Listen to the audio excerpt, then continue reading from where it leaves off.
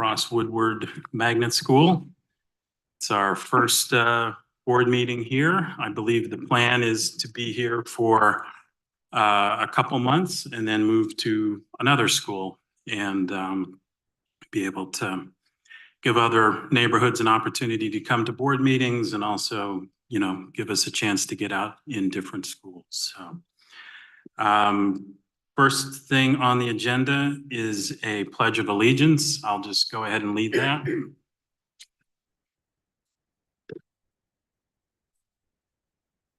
Pledge allegiance to the flag of the United States of America, to the republic which is one nation under God, indivisible, with liberty, justice for all. All right, the next thing on the agenda is public participation. So Dr. White and Dr. Joyner, whenever you're ready. Okay, let me make it clear that you have actually 3 minutes to speak. When your time is up, I will say time, and I would respectfully ask that you complete your sentence. I would also ask that you respect the dignity of the occasion and not call people's names or anything like that. Basically follow the good neighbor rule. So, Dr. White, do you have anything you'd like to add to that? Well, ready to go. Dr. Joyner, I cannot hear you. You can't hear me now? You can't hear me? Can anybody else not hear me? Okay, Dr. White, can you hear me? Yes. Okay, can the people in person hear me? Okay. Yes. All right. And our first speaker is Aaron Mashad. Right up there. You may start.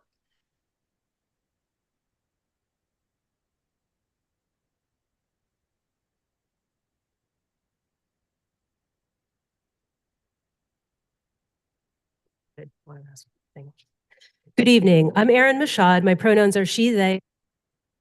Arts and Humanities High School and a member of the New Haven LGBTQ+ Task Force.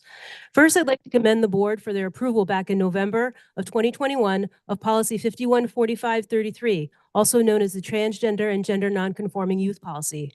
This life-saving policy ensured that the district would provide school staff with professional development in transgender sensitivity and protect transgender and gender nonconforming students' identity, dress codes, bathrooms, and other rights.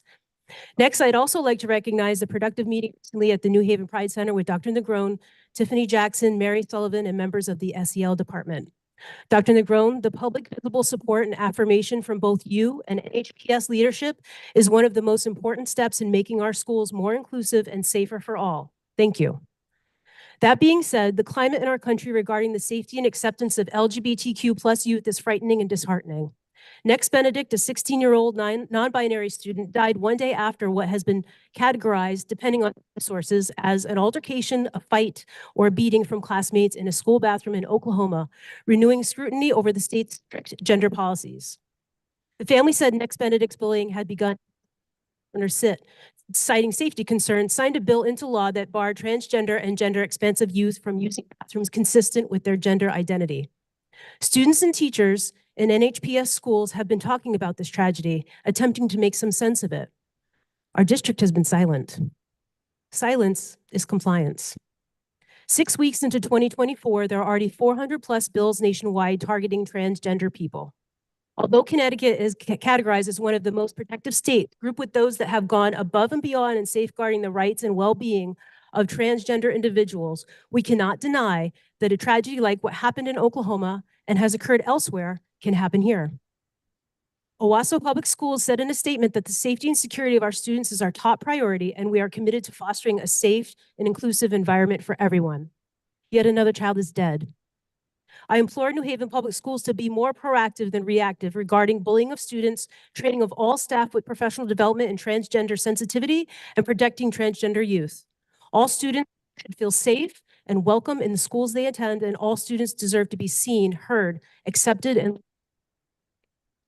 I will not be silent. Thank you. Thank you. Our next speaker is Crystal Roland.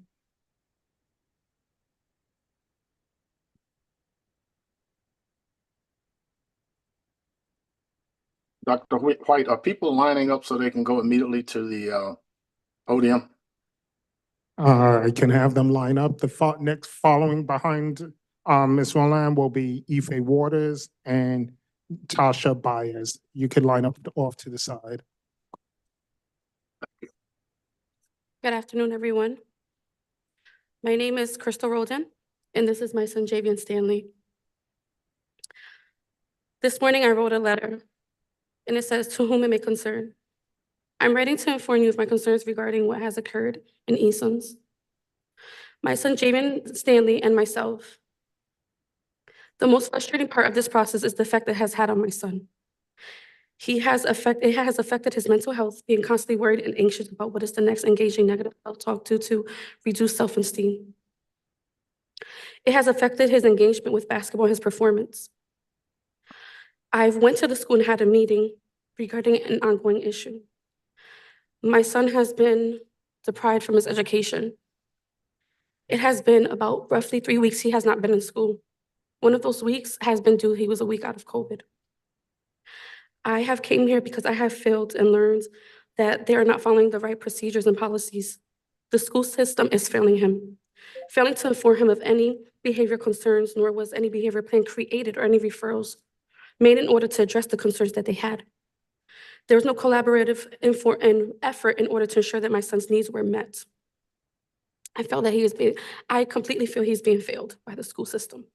To provide more context of how events happen, I contacted the school February 5th, 2024 to let them know that my son, Jamin, was out sick with COVID, and he will be out for a full week in order to follow proper protocol.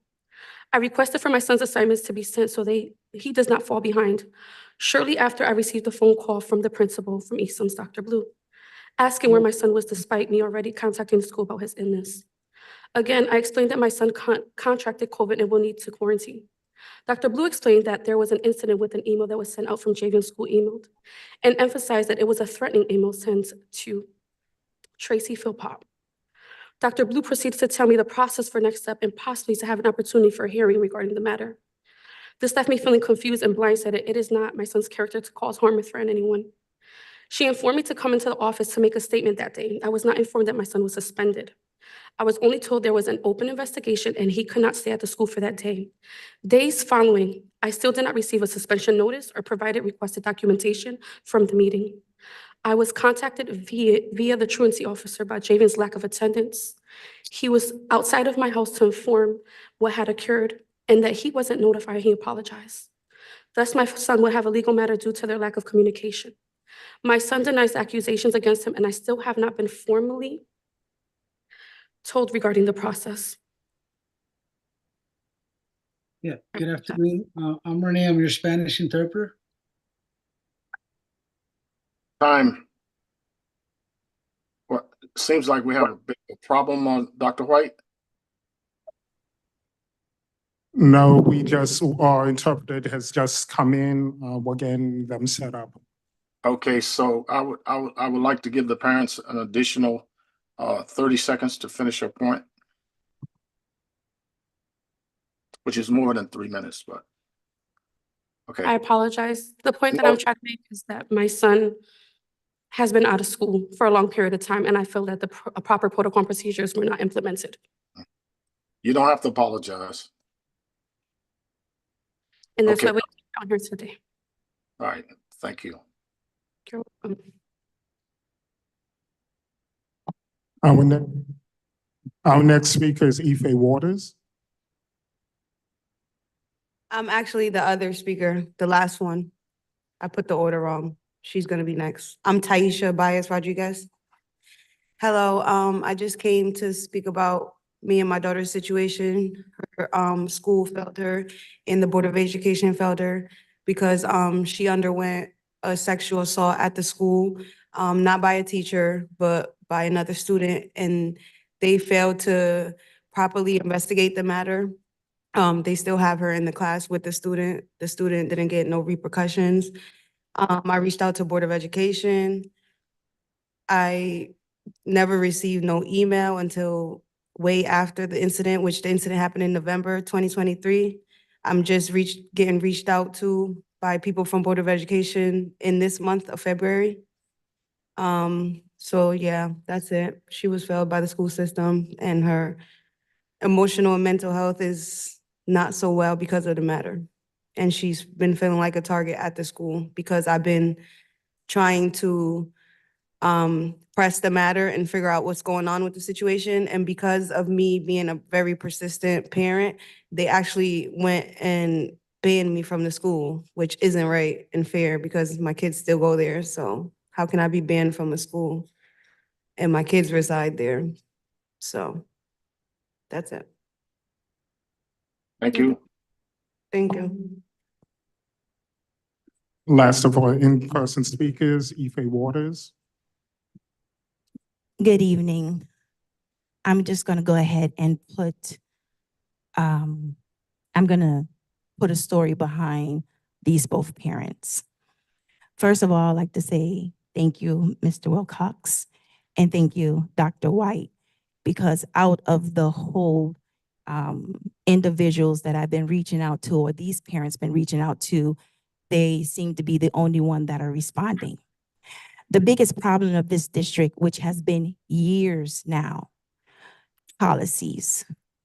You have on the New Haven Board of Ed, you have policy adapted August 14th, 1995, that says in a student conduct, there's certain steps that should be taken and is not.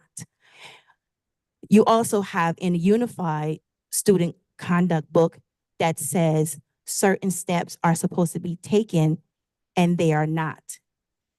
This district has become very silent when it comes down to parents having someone to reach out to find out what is the proper policies and procedures. With all of the individuals that is carrying a DR dot in front of their names, it should not go this way. It should not be sitting in front of Christina 10 days ago with the situation and had no idea what was going on other than hearsay to ban a mother from a school whose child has been sexually assaulted. It should not be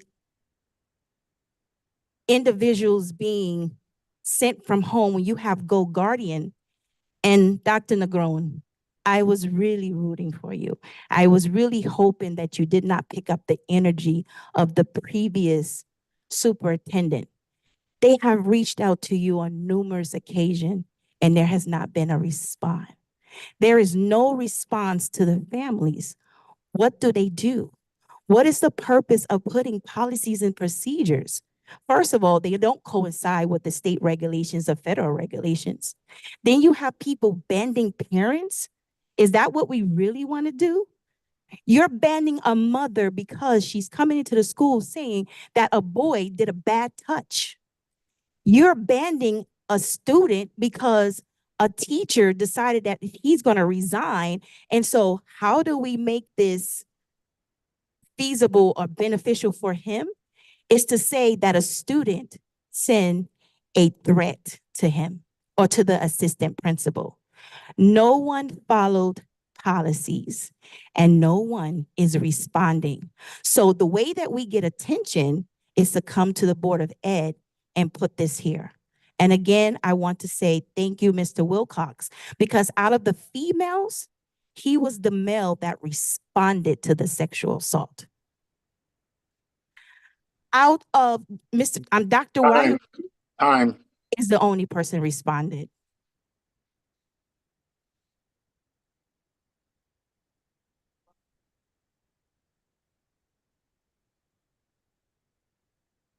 From the online audience, we have Marie Ackerman. Marie Ackerman, you may speak.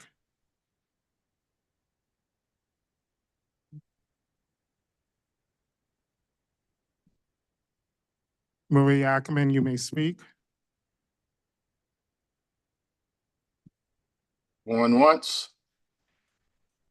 Going twice.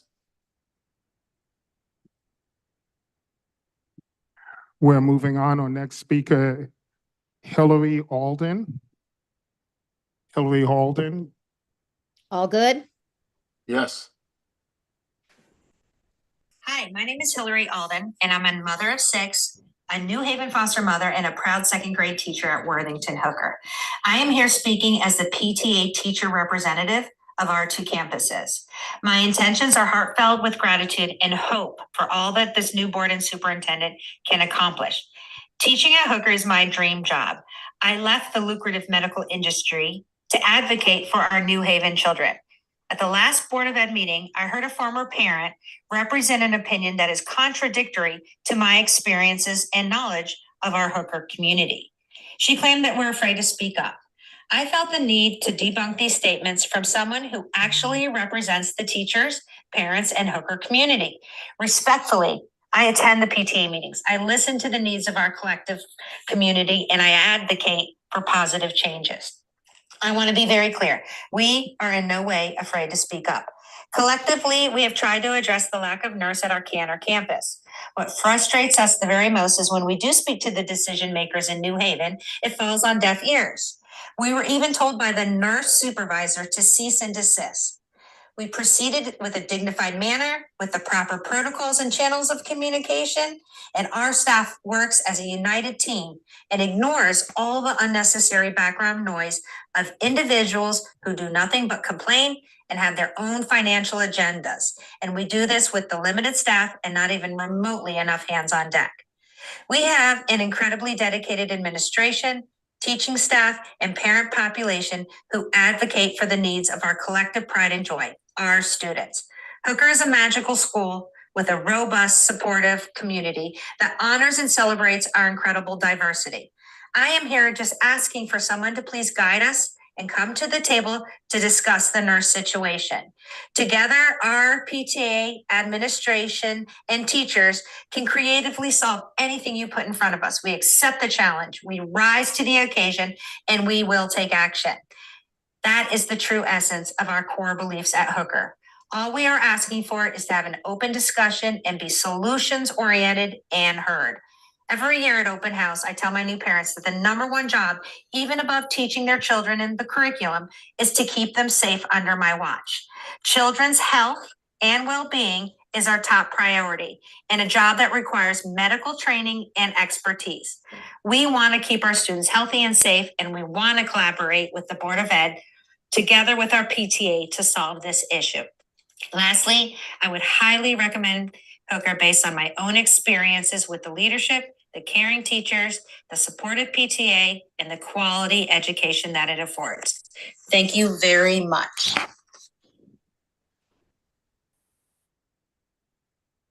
Dr. White, we're gonna have to ask the speakers to slow down a bit for the interpreter. I was just about to announce that. All of our speakers, as you come up, please speak slowly. We do have interpretation available tonight, and the interpreter is trying to keep up with the spoken speed. Thank you. Our next speaker is Carlin Meyerson. Carlin Meyerson. You may begin. Good evening. Can you hear me okay? Yes. Thank you. And thank you for giving me the opportunity to speak and for your service to the New Haven Public School System. Dear New Haven Board of Education, I am writing in response to 4 of the public comments made at the Tuesday, February 13, 2024 Board of Ed meeting, which were concerning and a misrepresentation of the relationship of the administration and staff of Worthington Hooker School. As the chairperson of our SPMT, I spoke on behalf of the school community regarding our need for a school nurse at Canner Street, as did a few parents from our PTA community. I was very confused by the other parents who clearly had a different agenda and spoke about a topic that is not in their purview. Their comments stating that the administration doesn't give teachers a voice couldn't be farther from the truth. Upon my hire at Worthington Hooker School, I was immediately asked to take on leadership roles. SPMT is just one of that. I have witnessed most teachers have various leadership roles in our school community, such as organizing and running events, attending events to build community, participating in subcommittees, and collaborating on town meetings, just to name a few. Mrs. Gethings and Mrs. Clarino have made themselves available to myself and my colleagues at any time during the week and on weekends. They are approachable with concerns and will always make time in their busy schedules to discuss them. Mrs. Gethings and Mrs. Clarino are fiercely dedicated to giving both teachers and students a voice in the community. Mrs. Gethings clearly knows the importance of and values good communication, providing ample opportunities which foster healthy professional communication among colleagues with weekly grade level meetings, SSST, and SPMT. Town meetings where the entire school comes together to celebrate successes and accomplishments is another example of teacher collaboration and opportunities for teachers to use and foster leadership skills. Mrs. Gethings put out a call to start a Gay Straight Alliance this year, and it is led by 2 staff members who volunteered for the position and meet weekly. She's very passionate about her student council and leads it herself. She shows that she values all these methods of communication, as well as all the staff and students and their needs, because it is very rare that any of these events or meetings are ever canceled. In closing, it is very unorthodox and quite inappropriate for parents to comment on the relationship between and among staff and the administration. A parent's role and perspective does not include or involve what transpires between administrators and the teaching and support staff. Parents cannot possibly know what those interactions are like because they do not participate in them, nor are they privy to what transpires between and among school staff. If a staff member has an issue with an administrator, they should approach that individual as a responsible adult directly and privately in order to work it out. And there are supports available. The negative picture of Worthington Hooker School that was painted for the Board of Ed was false. Thank you. I encourage you all to invite and visit our wonderful school and experience it for yourself. Thank you. Our next speaker is Peter Butler. Hi, everyone. My name is Peter Butler. I'm a parent at Worthington Hooker. And last week I spoke about the nursing issue, and I heard all the other comments from all the other schools. And I just wanted to come back because I do believe in also commenting on the positive. And so I just wanted to shout out a little bit about my experience and my kids' experience at the school. Every day at pickup, I am enthusiastically greeted by Miss Bean and Miss Gonzalez with a smile, a nice greeting, and positive things to say about my kids. Miss K, a 6th grade teacher, was my daughter's advisor last year, homeroom teacher, and really personally invested in her as a person and supported her through some really tough times that I really appreciate. Miss Meinson, who actually just spoke, I didn't realize she was going to be on the call, pushes our kids academically in all sorts of new ways for my daughter, at least. She was learning annotated bibliographies in 6th grade. And I just really appreciate her support as well. For my son, who's in 8th grade, Dr. Stein, she makes personal book recommendations that continue to build on my son's love of reading. And she conducts class discussions in literature that my son comes home literally talking about every time they occur in excited ways. And lastly, I do want to mention, you guys hear a lot of comments. Last time I was here, I mentioned that my daughter had passed out in school and was actually brought to Yale New Haven Hospital and was admitted that night. And while my husband and I were there with my daughter awaiting a room at 8 o'clock at night, Mrs. Gethings, the principal, came and brought my daughter art supplies and a stuffed animal, and best of all, a great big smile during a really difficult time, for which I am eternally grateful. So again, just wanted to shout out there's so many more teachers to shout out, but I'm going to stop there and try and actually organize some parents to come back and just share more positive things. So you all hear the full picture of what happens at least at the school that my kids attend. Thank you for your time. Thank you, sir.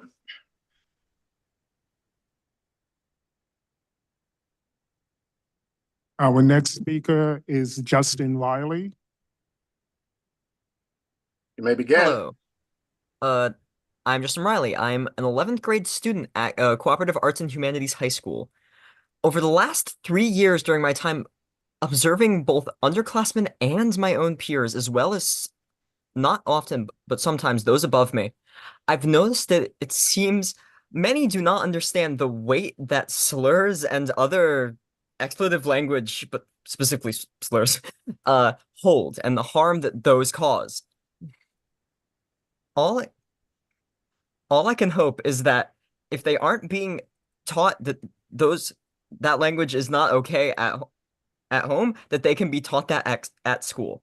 The lack of punishment for such words put students at risk of future bullying, as those who use such language know that they can get away with it again. This has specifically come up because of incidents going on at co-op, though I know that there is work being done for it. I want to make it abundantly clear that this is not an issue exclusive to co-op, however, as I've talked to Hill House students among others, specifically within queer circles, as I am a member of the LGBTQ community myself. And almost unanimously, there is a problem with queer students feeling unsafe due to incidents that occur either to them directly or in vicinity to them. We do everything we can to support each other, but in the end, things are incredibly scary, both because of incidents that Mrs. Michaud had mentioned earlier with the Next Benedict situation, but also just because of how sometimes it feels as if there was little done about these issues, though I must admit that there is plenty of work that is done within our favor, and I am grateful for that. Thank you. Thank you, sir.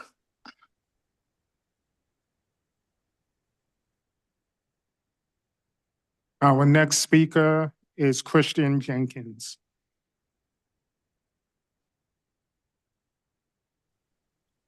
Hello, good evening. Can you guys hear me? Yes. Thank you for letting me speak, first off. My name is Christian Jenkins. I'm a parent of two who attend Worthington Hooker also. I'm a sitting board member on the PTA as well. I coach the basketball teams there, and I'm now an ASP after school, 5 days a week. What can I say that Mr. Butler didn't say about Hooker and our wonderful staff, our wonderful administration, who take the time out, patience. My daughter, who's in the 3rd grade there, and started in the 1st grade, was on a learning curve, and they made a plan for her and just showed her so much attention, grace, and understanding. I could say that about every teacher that's there. I have a 6th grader who's honor student, high honor student. That's due to those teachers and in the bigger school as well.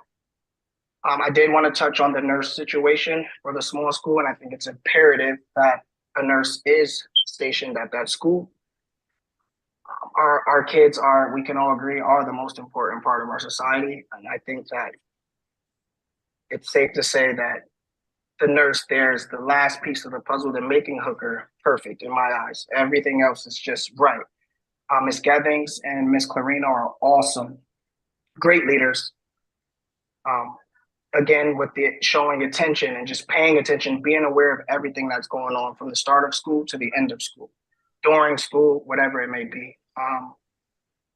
I am proud to be a parent there, and I'm very proud of the community there. And just to piggyback in closing what Ms. Alding said, that we are not afraid to speak.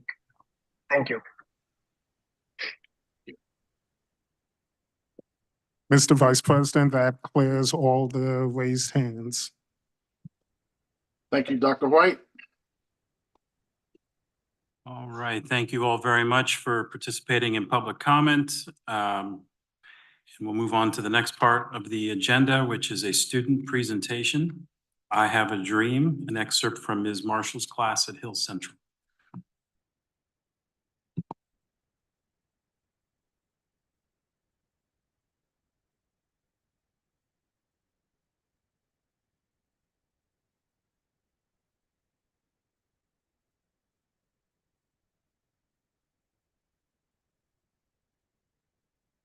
Students, we have Nevaeh Plummer and Nitzalis Rodriguez.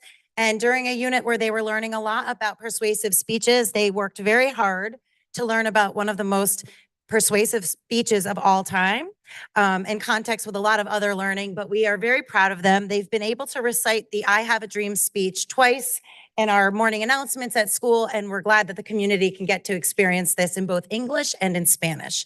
So Nevaeh, you're up first.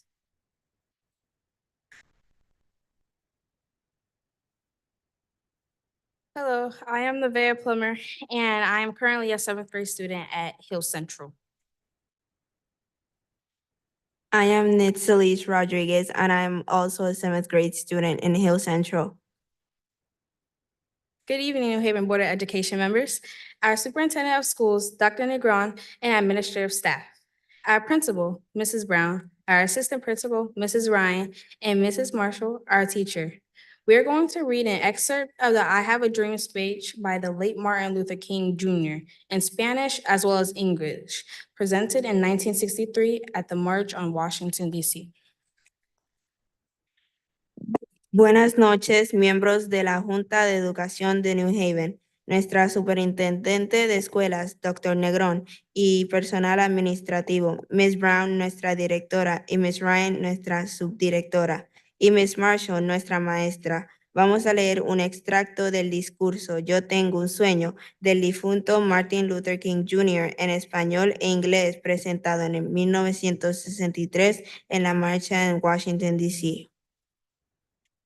I Have a Dream by Martin Luther King Jr. I say to you today, my friends, even though we face the difficulties of today and tomorrow, I still have a dream.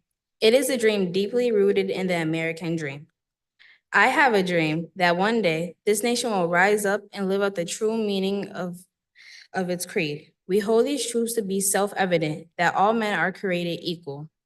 I have a dream that one day on the red hills of Georgia, the sons of former slaves and the sons of former slave owners will be able to sit down together at the table of brotherhood. I have a dream that one day, even the state of Mississippi, a state sweltering with the heat of injustice, sweltering with the heat of oppression, will be transformed into an oasis of freedom and justice. I have a dream that my 4 little children will one day live in a nation where they will not be judged by the color of their skin, but by the content of their character. I have a dream today. This will be the day when all of God's children will be able to sing with new meaning. My country, 'tis of thee, sweet land of liberty, of thee I sing. Land where my fathers died, land of the pilgrim's pride. From every mountainside, let freedom ring. And if America is to be a great nation, this must become true. And so let freedom ring from the prodigious hilltops of New Hampshire. Let freedom ring from the mighty mountains of New York. Let freedom ring from the heightening Alleghenies of Pennsylvania. Let freedom ring from the snow-capped Rockies of Colorado. Let freedom ring from the curvaceous slopes of California. But not only that, let freedom ring from the Stone Mountain of Georgia. Let freedom ring from Lookout Mountain of Tennessee. Let freedom ring from every hill and molehill of Mississippi. From every mountainside, let freedom ring. And when this happens, when we allow freedom ring, when we let it ring from every village and every hamlet, from every state and every city, we will be able to speed up that day when all of God's children, Black men and white men, Jews and Gentiles, Protestants and Catholics, will be able to join hands and sing in the hands of the old Negro spirit. Free at last, free at last. Thank God Almighty, we are free at last.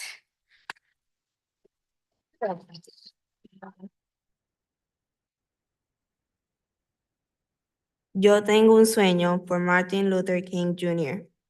No nos deleitamos en el valle de la desesperación. Les digo a ustedes hoy, mis amigos, y así, a pesar de que nos enfrentamos a las dificultades de hoy y de mañana, todavía tengo un sueño. es un sueño profundamente arraigado en el sueño americano. Yo tengo un sueño que un día esta nación se levantará y vivirá el verdadero significado de su credo. Sostenemos que estas verdades son evidentes, que todos los hombres son creados iguales. Yo tengo un sueño que un día en las rojas colinas de Georgia, los hijos de los antiguos esclavos y los hijos de los expropietarios de esclavos serán capaces de sentarse juntos en la mesa de la hermandad. Yo tengo un sueño que un día, incluso el estado de Mississippi, un estado que se sofoca con la calor de la injusticia, se sofoca con el calor de la opresión, será transformado en un oasis de libertad y justicia.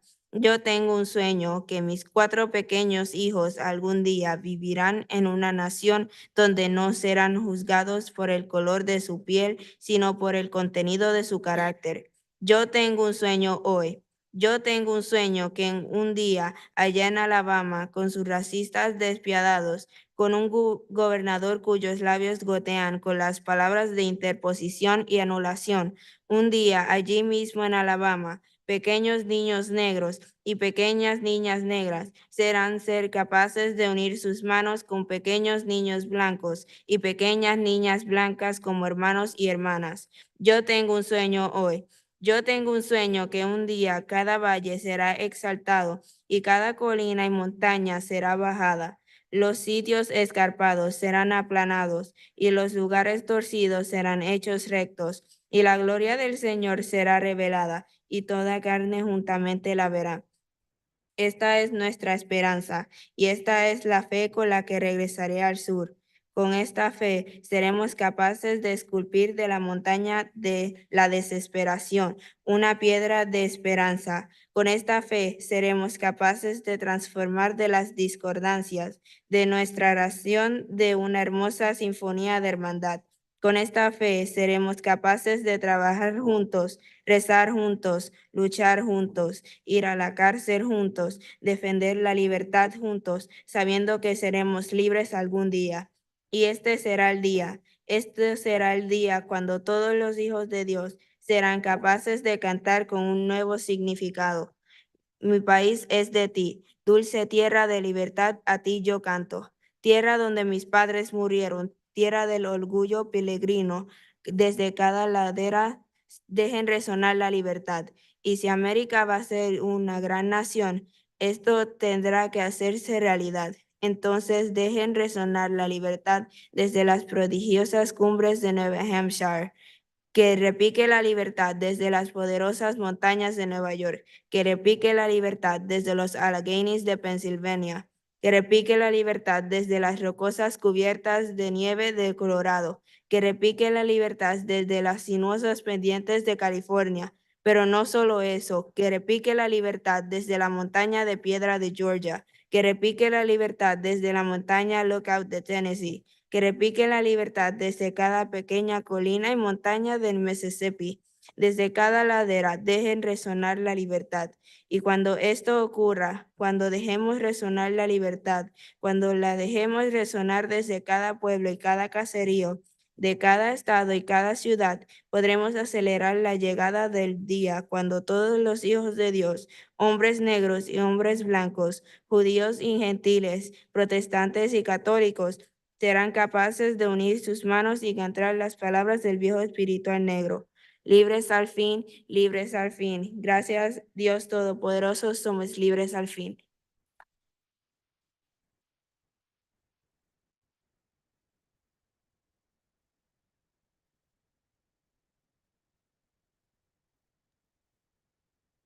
Well, I just want to say thank you very much. That was a pleasure. I know that if I was told I was going to be reading something when I was in 7th grade to a school board meeting, I would have been petrified.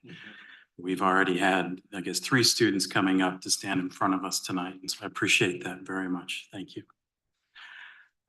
We will move into the action items, and I have an amendment to the agenda, so I'll be making a motion here.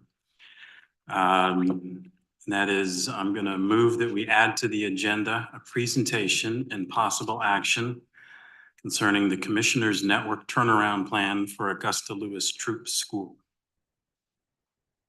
It's been seconded by Elicker. Is there any discussion?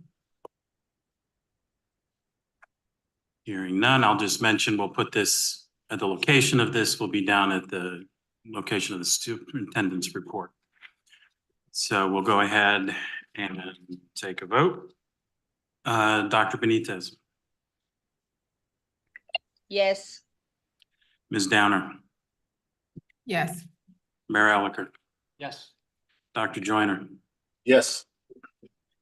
Dr. Yarborough, Yes. Mr. Musser, Yes. and I'm a yes as well, so the motion carries. So that is added to the agenda. Next item is the approval of the board minutes of February 13th, 2024. Do I have a motion to approve?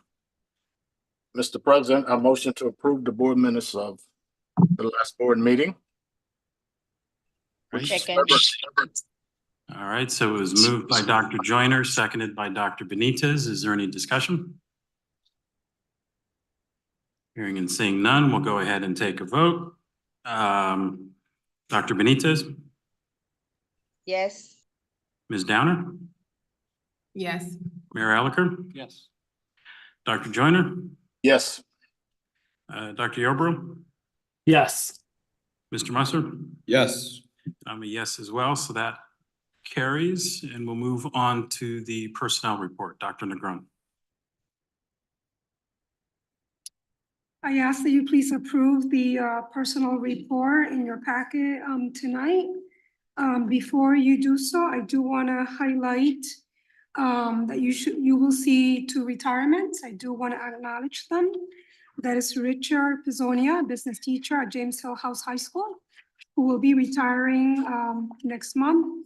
He served 8 years with NHPS, servicing the students, families, and the NHPS community.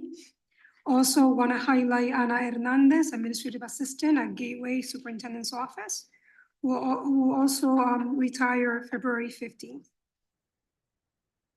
All right, thank you. Do I have a motion to approve the action items of the superintendent's personnel report? So moved. It's been moved. Is there a second? Second. Second. All right, so it was moved by Dr. Joyner, seconded by Ms. Downer. Any discussion? Hearing and seeing none, we'll go ahead and vote. Ms. Downer, Yes. Mayor Elicker, Yes. Dr. Joyner, Yes. Dr. Yarborough, Yes. Dr. Benitez, Yes. Mr. Musser, Yes. and I'm a yes as well, so that motion passes. And if I may have an opportunity to just share a few words. And thank you so much for approving the recommendation of Anne Brianti as the next principal of Metropolitan Business Academy. I want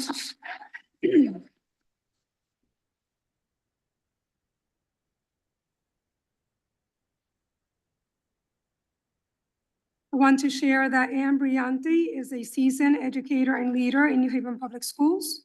She began her career as a social studies teacher in 2003 and has held leadership positions as a curriculum writer, professional development creator and facilitator, and assistant principal during the 2nd cohort of the Commissioners Network at Wilbur Cross High School. A driving force behind strategic school improvement partnerships, Anne has played essential roles in cultivating teams to respond to students' academic, social, and emotional needs. Notably, Anne pioneered the development of the International Academy at Wilbur Cross, the first small learning community tailored to address the instructional needs of multilingual learners, including newcomers.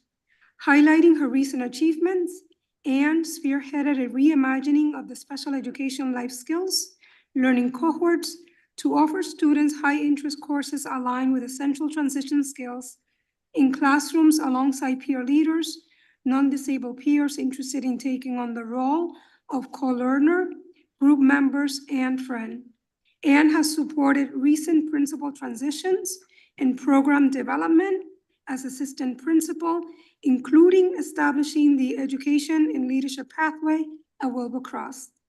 Anne's leadership prioritizes structures and systems that support connectedness for students and families, celebrate the rich diversity of the school community, and provide consistent and meaningful high-quality instruction for students. She holds a Bachelor of Science in History and Social Studies, a master's degree in special education, focusing on emotional and behavioral disorders, and a 6-year certificate in educational leadership from Southern Connecticut State University. Anne is excited to continue collaborating with educators, families, student leaders, organizers, and community partners to improve schools and long-term student outcomes. I also told Anne that she interviewed among a very high quality group of interested candidates that were seeking this role.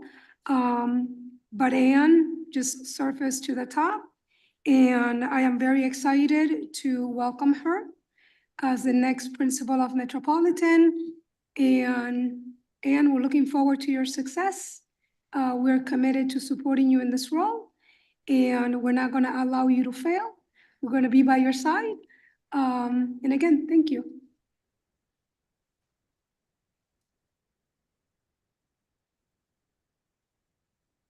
Can we allow Anne a few minutes to give you words?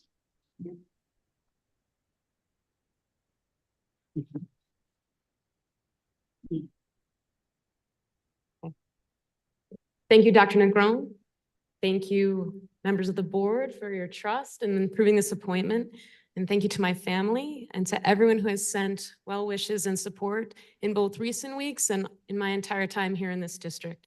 It has truly mattered. I left Metro over 10 years ago, leaving Judy Puglisi's team to join Edith Johnson's team at Cross. During my Cross years, I've had the pleasure of working and learning alongside outstanding team members. I look forward to continued collaboration with Cross leadership in my next role. Thank you, Sequala and James. You've been warm and welcoming, and I thank you for supporting this transition.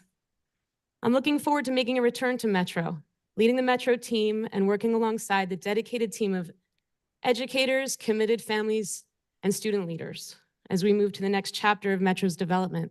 High-functioning teams across the school will ensure that Metro can continue to graduate students who have essential skills, pronounced care for the city, and can look back on a high school experience of deep learning and joy. Thank you.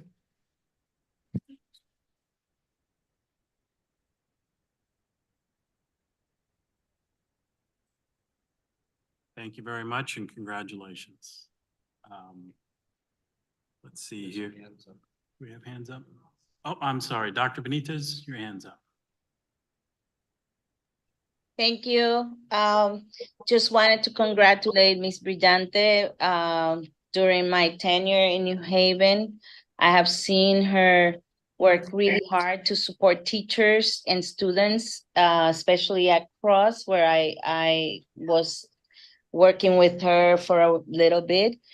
But I want to thank her for stepping up and taking the challenge of a principalship. I hope that this will be a great experience for you, because to me, the principalship is the jewel in education. So congratulations, and looking forward to hearing all that you are able to do to support that new community. All right, thank you. Dr. Joyner?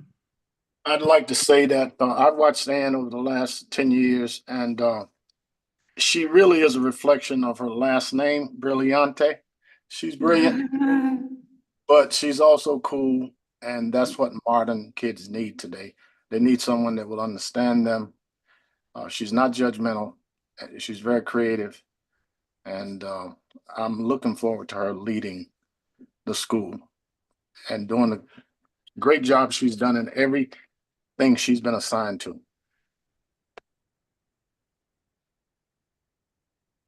All right, thank you very much.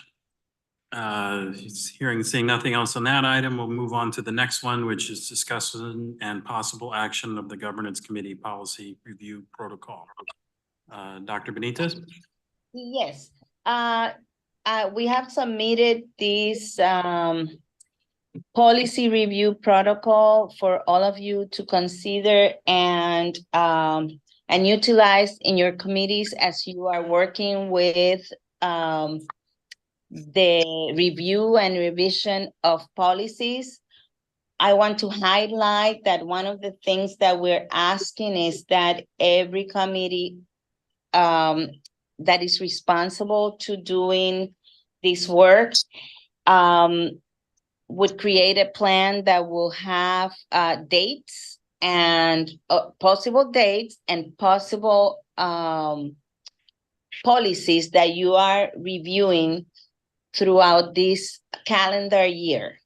We would like to see that the committees utilize this process in order to address the required revisions for policies that need to be updated, either by reviewing them or by revising them if necessary. Does anybody have any questions on this? All right, thank you. Anybody have any questions? Dr. Joyner. First of all, I'd like to thank Abby for Dr. Benitez for what she's done here. I think what we need to keep in mind when we're doing policy is the whole notion of alignment and coherence. And this is a good time for this because we're doing a strategic plan. Superintendent is doing her plan. And I think that we have to be really concerned about a direct connection from policy to practice. And what I think, as well as with evaluation and evidence, that what we're doing is working. And I think that this is a great step in the right direction. And I would strongly ask the board to endorse this and to even try to make it better, because we do run into difficulties when we're trying to do something for the first time. But this is the first time that I can remember that someone has drawn together a protocol that will create a link from policy to practice. And Dr. Benitez, I can't thank you enough for the hard work you've done on this, and with Tiffany Jackson. I want to say, Dr. Joyner, thank you. I want to recognize that we do have a bigger committee now, and Ms. Downer, Ms. Jackson, and Ms. Ong have contributed to what you have in front of you. So I want to thank the committee for their support on this process, on developing this protocol. All right, thank you. Are there any other comments or questions on this? Dr. Benitez, this is listed as a possible action item. Are you asking for action at this time? Yes, I would like to ask the members of the Board of Education to adopt this protocol. And by saying that, we are saying that we will, as best as we can, adhere to this process in order to update our policies and make sure that they make it into public view as soon as possible once we revise them. All right, so do I have a motion to adopt the Governance Committee Policy Review Protocol? Mr. President, Vice President, I move that we adopt the Governance Committee Policy Review Protocol as proposed by the Governance Committee. All right. Second. Then moved and seconded, moved by Dr. Joyner, seconded by Dr. Yarborough. Is there any discussion? Seeing and hearing none, we'll go ahead and take a vote. So Dr. Benitez. Yes. Ms. Downer. Yes. Mayor Elicker. Yes. Dr. Joyner. Yes. Dr. Yarborough. Yes. Mr. Musser. Yes. And I'm a yes as well, so that motion carries. Thank you. So we'll move on to the next item, which are the Finance and Operations Committee items. As is typical, would anybody like anything moved separately? Mr. President? Yes, Ms. Downer. Yes, I would like to have the purchase order for the FMX. All right. Item number 3 moved separately. Okay. And Will can I do. state the reason why? We'll have your chance Well, I'll move it separately, then you'll Okay, discuss it. thank you. Anything else need to be moved separately? All right, hearing seen none, I'll go ahead and make the motion as I move that we approve purchase order number 3, which is a purchase order with Facilities Management Express for a work order management system. Second. It's been seconded. Is there any discussion? Ms. Downer? I just wanted to just make clarification on why I moved it. I was following and trailing the reason for it. It originally went through a bid process back in 2023, and the vendor that was chosen was not recommended last year. So then it goes back through the purchasing consortium, which is CREC. And 2 vendors was chosen, the one that we previously had, which has an acquisition to School Dude. And also it was just a little bit of confusion on the method that was done. We actually were talking about policy today and how we can bring policy into practice. As the board, when you set a policy, we should be following it. The policy is very clear on projects that are over 24K, 25, 24, up to 25K, that it needs to go to a bid process. That actually happened. This actually sat around last year, where it should have actually came to the board back in October because of the APEA, and now it's a rush. There's been many reasons why someone would choose this vendor when in fact on the CREC, which is our purchasing consortium, it actually recommended the vendor we have now and the vendor that is actually on the table today. I believe it's a difference of $9,000, which this vendor currently has our information right now. There was no talks with this vendor. This vendor wasn't vetted properly, and it was an oversight, whereas I don't know where FMX came on the table. But I do know that there was something in question about our policy. Our policy for non-competitive negotiation, and there was a section here that said that the state has authorized the particular type of non-competitive negotiations. In an example, that the procurement of services of the area development district through a purchasing consortium. Our purchasing consortium that we have chosen, as outlined on this purchase order, is CREC. It has not changed. CREC has actually put this purchase order, put this company through a bidding of 6 vendors. I've asked previous questions about this vendor. I have not yet got a concise answer at all. I am tabling it because if we're gonna follow policy, we're gonna put policy into practice. We're no longer gonna talk about it. That's the transparent part about it. And that's also the accountability part about it. I stand on accountability. No one can make me say that an apple is an orange. So today I'm asking that you do it separately. And I will definitely say how I'm voting after once the vote comes forth. But the policy itself, this is not a sole source. And it wasn't vetted properly. And again, I do understand we do need a facility management system. We have one in place. We have one in place right now. But it's not about having a facilities management system as well as it's about executing on that. I've went to visit some of the schools. I've seen closed work orders with unfinished work. There are people that go in the school. This is our teaching environment. I will not sit on this board and not speak on it. If we're gonna put something in place, we will execute on it. And that's all I have to say. All right, thank you. Dr. Joyner? Okay, in the interest of the spirit that's on this board now to try to get things right, I think it might be a good idea to table it until you can give each board member a clear explanation of why it got there in the first place. I think that everybody on the board is reasonable. And I think that if we could do that, I wanted something, I was gonna ask for an action on something tonight, but I declined to do so once I was told that there was one step that we missed. And as I believe God is in the details, I don't like the devil in anything.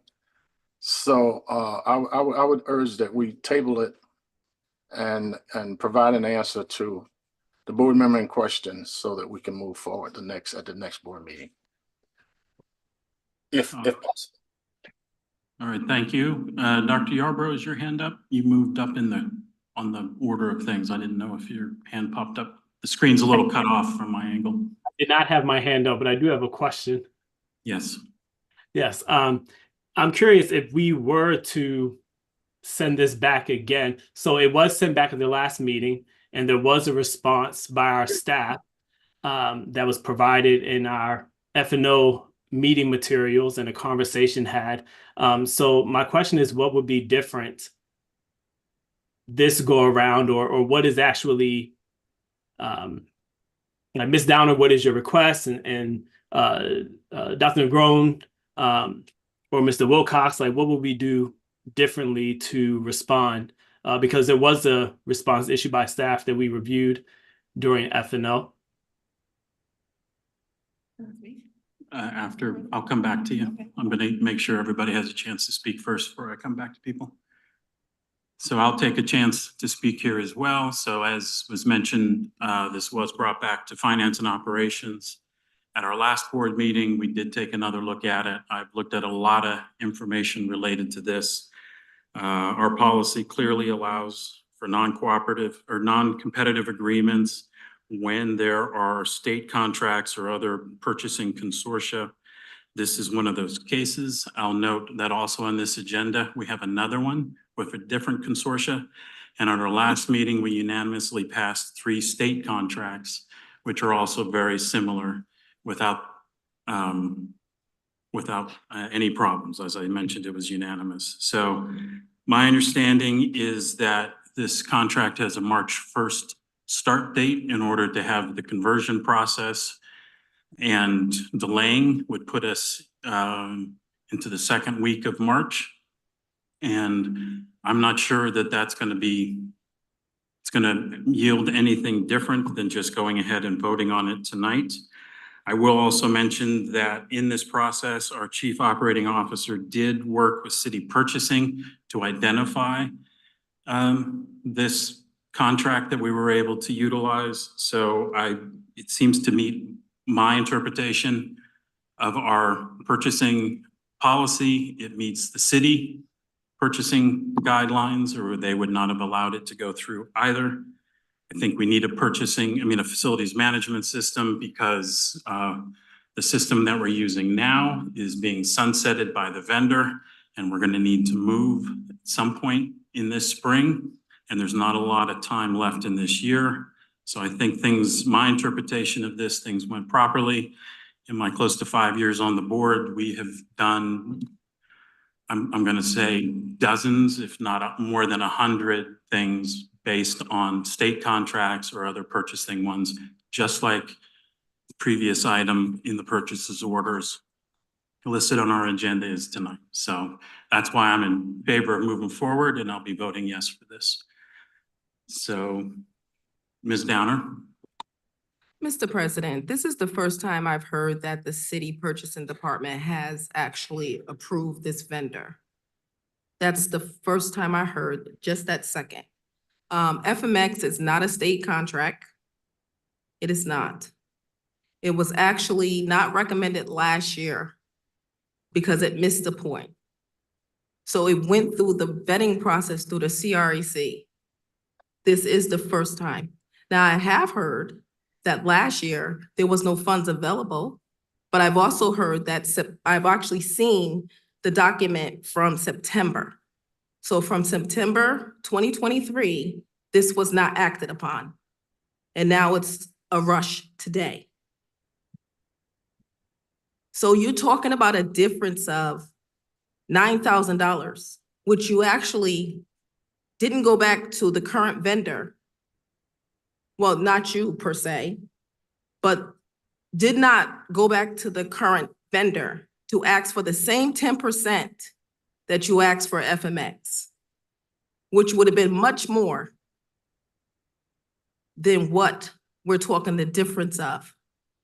And I'm pretty sure they would have regained your business, because once I did the rating on Brightly versus FMX, they were both equal.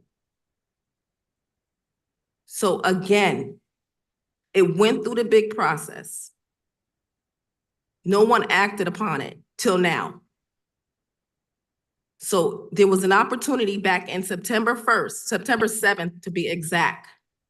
Once the AEPA questionnaire came back. AEPA questionnaire came back on 9/7. It is now February with the correct committee. There's no date on that document. 9/7. And the vendor itself says that it's not sole source. This is not the situation where you had one person bid. You had 6 bidders this time. So again, today, put it on the table today, and I will vote no. Mayor Elicker? Yeah, I think we all share Ms. Towns' overall concerns about the state of the various schools and making sure that we're as responsive as we can be to fix a lot of the building related issues. Dr. Joyner mentioned about a step that was potentially missed. I just wanted to clarify, was there a step missed? Because I think it's important to have accountability and transparency, and there's a very clear process for all these things. And if the process was followed, and we gave the board member that had additional questions more time to review and understand and have those questions answered, it went back to F&O. While I think every board member has certainly the right to vote no, I do think that if there's been time given since the last meeting to answer the questions, that we should move the item forward unless there was an issue with a procedural issue that we missed. It's important to know that my point was about a step that I missed, and I'll explain it when we get to facilities. And I actually didn't miss it. It's just that the 2 principals left the building. They're not in the district anymore. The ones that actually did the work, and so I'll explain that. All right, thank you. Dr. Negron? Thank you. I just wanted to clarify that a step was not missed, but I'm glad that Board Member Joyner explained that. And I want to bring this back to last year. So last year, right, it went into a bid process. The team followed up on what they needed to do. There was one that was selected at that time. There was no funds to bring forth what is being referenced as Brightly. Upon my arrival into the district this fall, I went around to meet with all building leaders to listen and learn about what they felt was going great and what the areas of challenges were. During that process, a lot of the communication had to do with the facilities. A lot of the communication had to do in regards to the work order system. After finishing that process, I came back to my chief of operations and I shared the information that came about. And I said, clearly, they're talking about the work order system.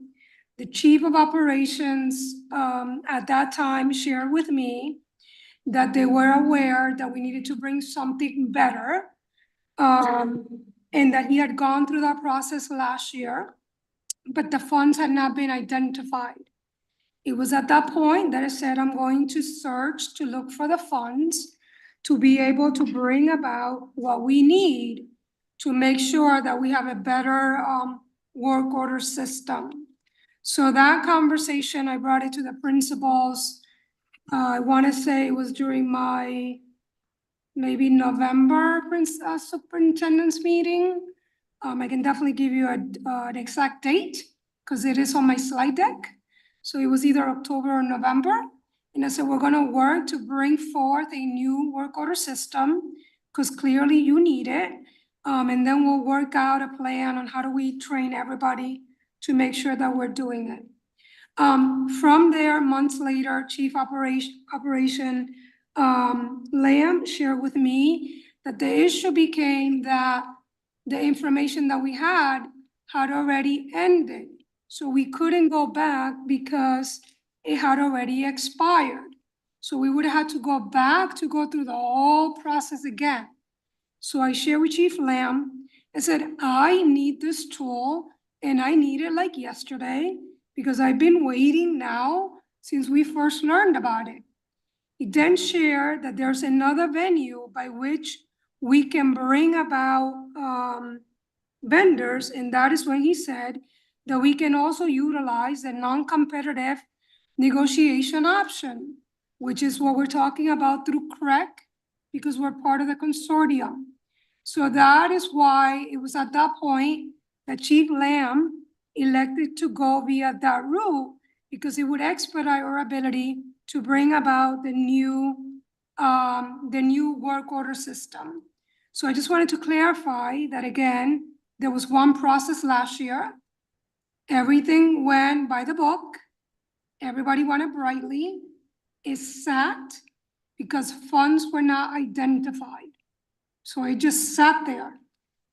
Now my urgency is, I have a problem, I need to solve it. Let me find the dollars, worked out with Linda Hannons, we finally found the dollars. By the time the dollars were found, that other piece had expired, which meant we had to go all over it again. So we opted for something that is available to us under the consortium. So that is where CREC is coming about, where again, all we have to do is, our job is to look at what's under CREC, because those are things that are already vetted, already have gone through a system. CREC does that, we don't. But as a district, we have an ability to tap into anything in that consortium. So that is how this came about, by tapping into the consortium. So I want to explain that there's two different approaches. You'll have a chance. I want to make sure people want to have a chance to talk a second time, and then I'll call on you for a third time. You'll definitely get another chance. All right. So I'll just also add that, as was mentioned, the previous bid that the district did expired. It would have required us to go back out to do the bid process again, which takes a bit of time. I believe it was in Mr. Lamb's email to us, or it was presented in the Finance and Operations Committee meeting about the purchasing. And I believe I asked a specific question at our last meeting last Monday, that purchasing is aware and is approving our use of this. So remain perfectly comfortable with this. Also, as I've gone back through all the materials I've reviewed for this, I'm seeing that while this particular vendor will cost a little bit more to implement, the pricing that Mr. Lamb has received for the next full year contract is cheaper than what we saw from Brightly when they went through the bid process 9 months ago. So overall, I think we'll be saving with implementation in first year about $10,000. So I've looked at this many times. I'm still very comfortable with this. So I'm going to continue to support it. Ms. Downer? Again, CREC does not have a policy under how to treat purchase orders over 25,000 for non-competitive negotiations. So I know this has been identified as correct, but in 2, you said something that this is cheaper. We will be paying $7,278.30 more for this policy, for this purchase order. So again, either you're going through the bid process or you're going through the non-competitive negotiations? Which one is it? Mr. President. Are you finished, Ms. Downer? So can you answer that question? Because there's two process here, two different processes that you're talking about. You're talking about the bid process, which is actually going through our purchase consortium, which is CREC. And then you're also talking about the non-competitive negotiations. That's different because CREC does not have anything in their policy that reflects that. So I'll just answer that question. When I referred to the bid process, that was the bid process done last March and April by the district. That expired. No funds were found to pay for it. That expired. I'm not referring to whatever process CREC went through.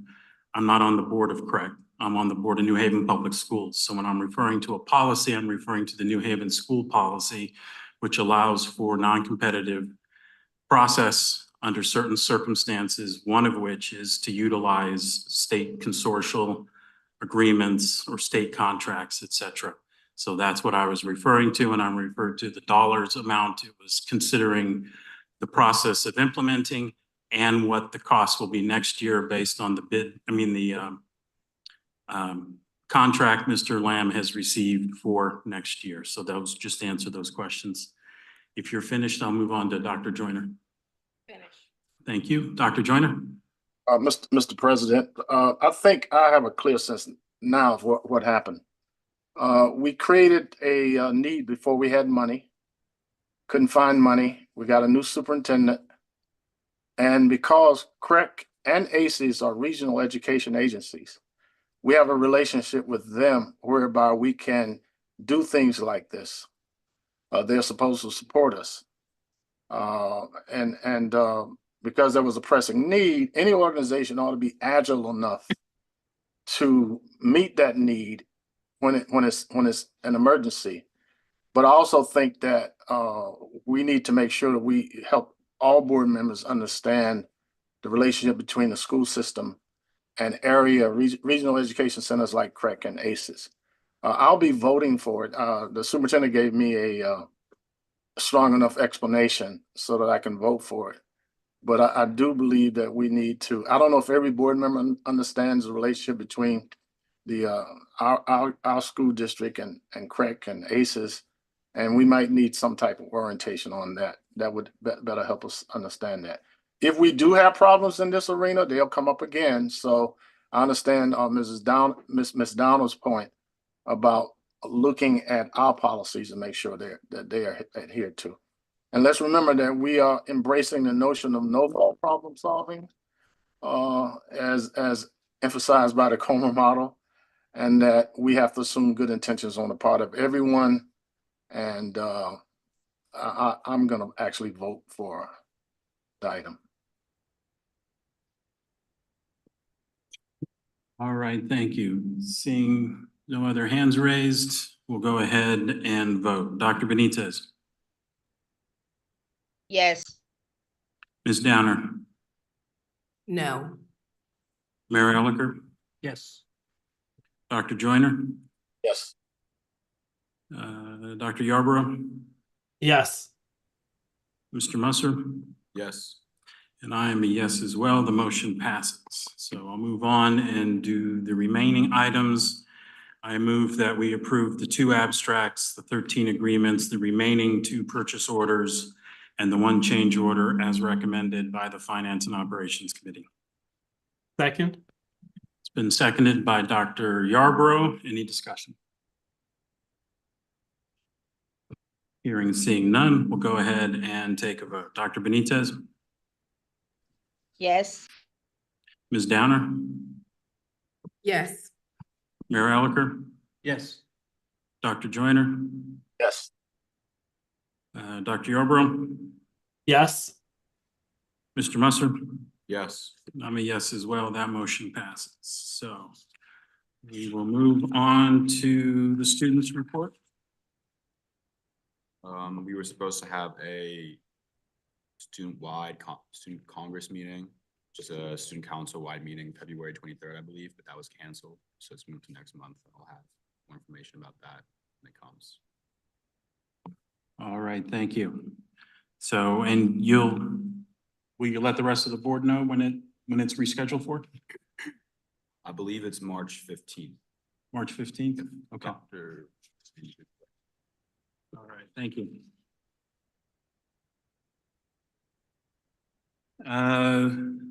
Moving on to the teaching and learning report, Dr. Joyner.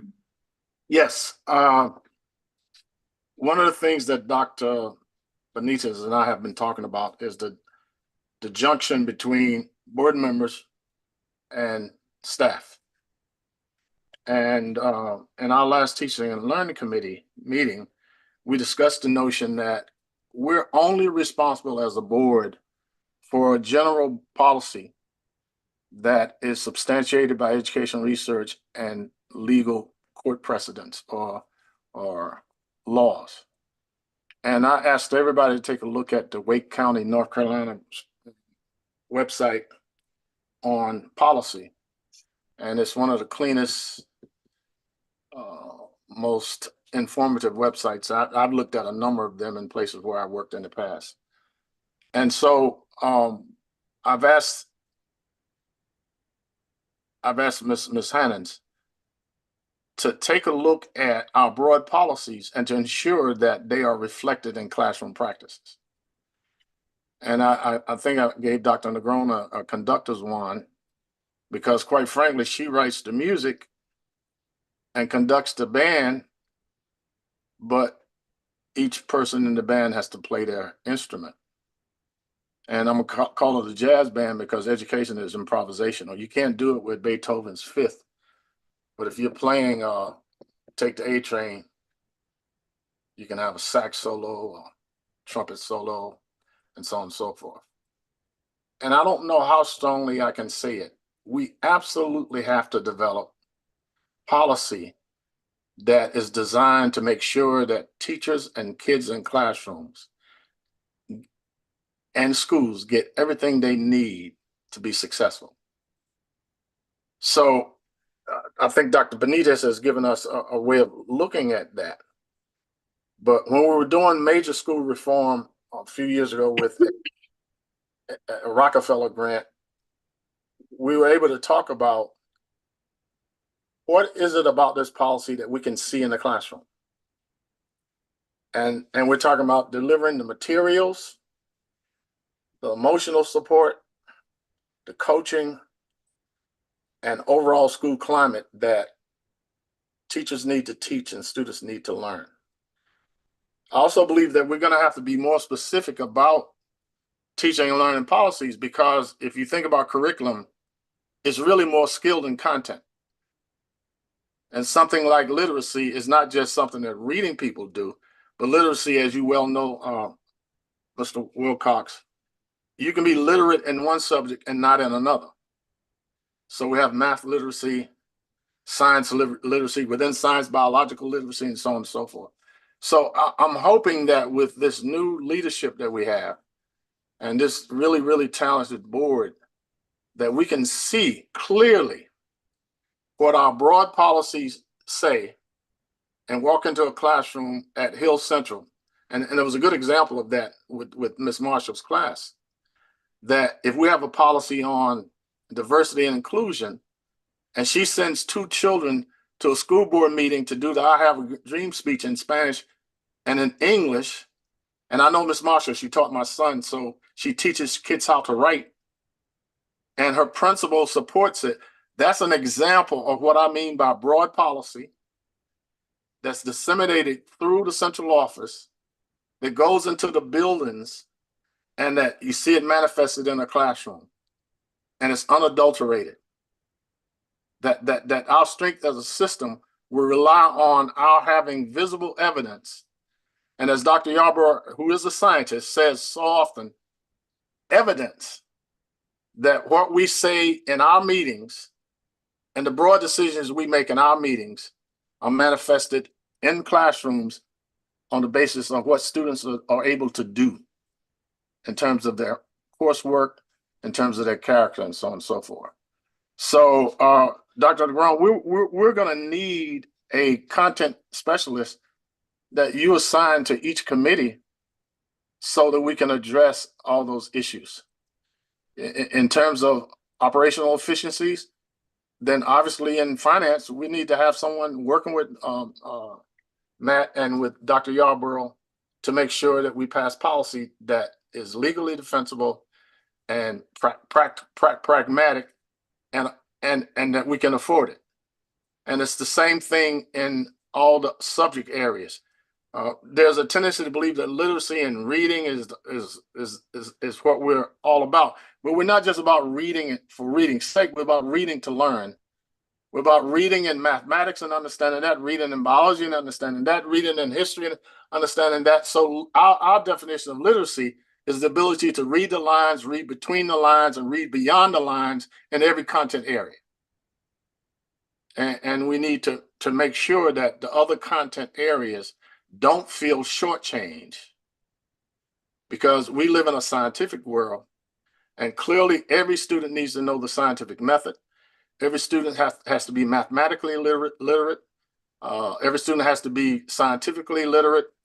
And so it's really so important, particularly when you think about the state of the country and the world now. And then the last thing is that we're going to have to raise to the conscious level in our district the need for students to be rational and critical thinkers.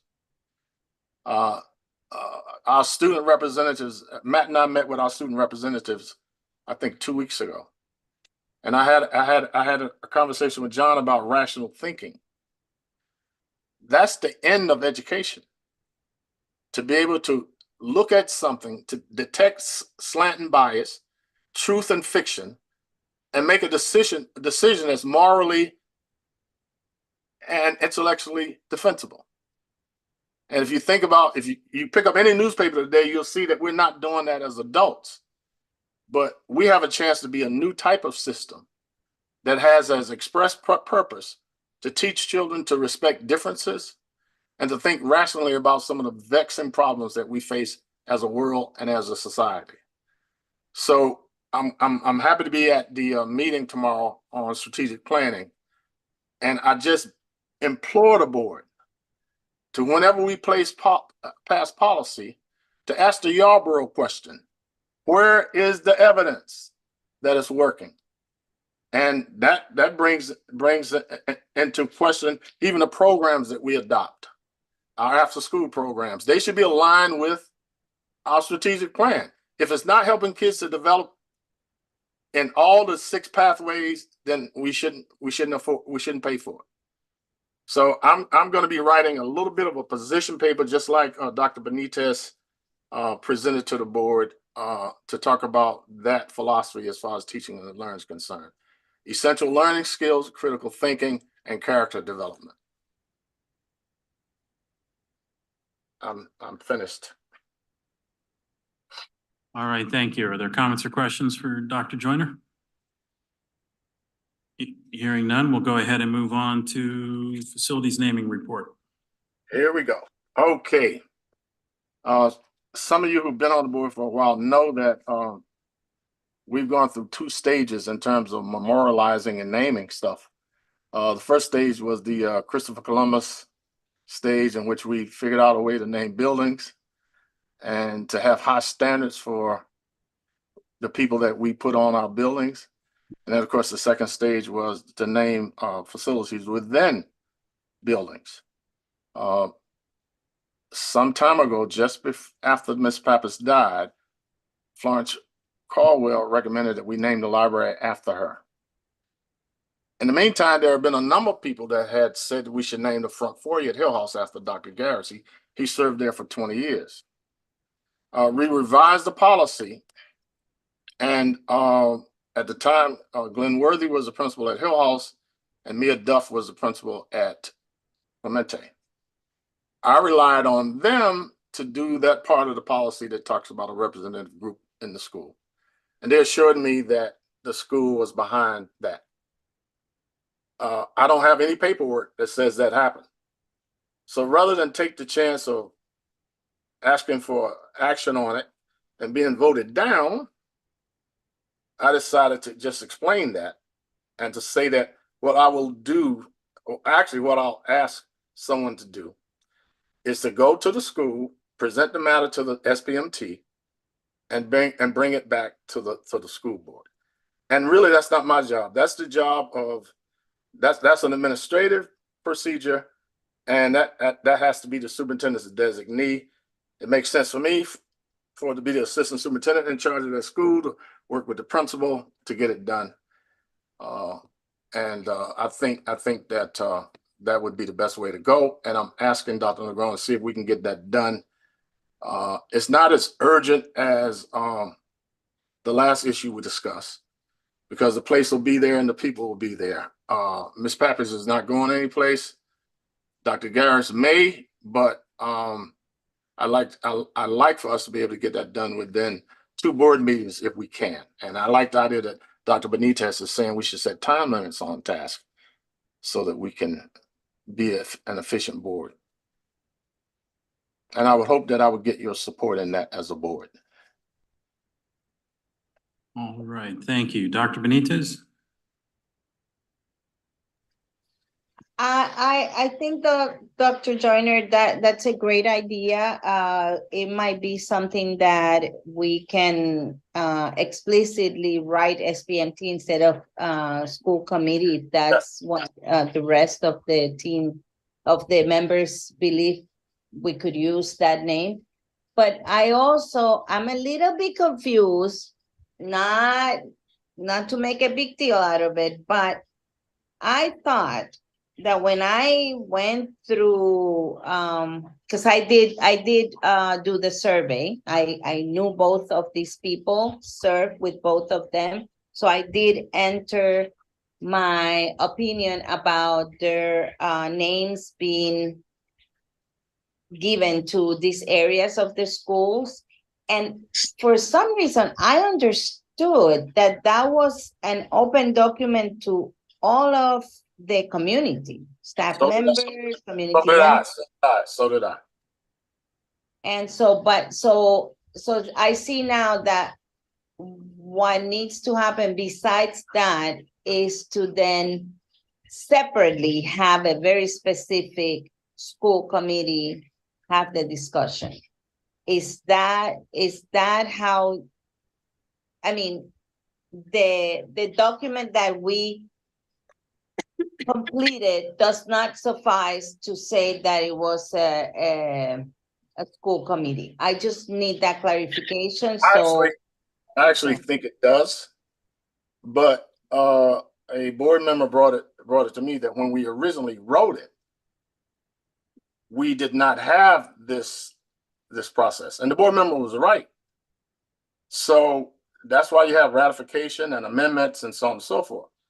And so, in the interest of setting a proper example, I said, well, I won't ask that you approve it. I think it would be more expeditious if we allowed that process to be sent to the school and to get a sense of what the school would like that way. But I also think that if we want to eventually put the Coleman model in all our schools, that the school planning management team would be that organization, and that would satisfy both situations.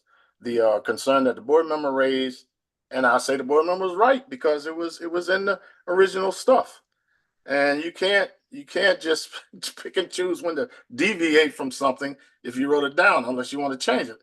If a law is fair, you enforce it. If it's not, you change it. So I really believe that this board is on the brink of stardom, so to speak, because we don't have some of the problems we've had in the past. And if we can get those policy processes and practice policies down, and this is a good example. It was in the language. I did not have anything from either principal in writing that said that they had gone to the faculty and what have you. And it just doesn't make sense for me to try to push something through because it was an unfortunate circumstance. You guys know both that Mia left and Glenn left. So the other thing is that kind of stuff has to be done by staff. And so I think we're in a better position now, and I don't have a problem with how it went down.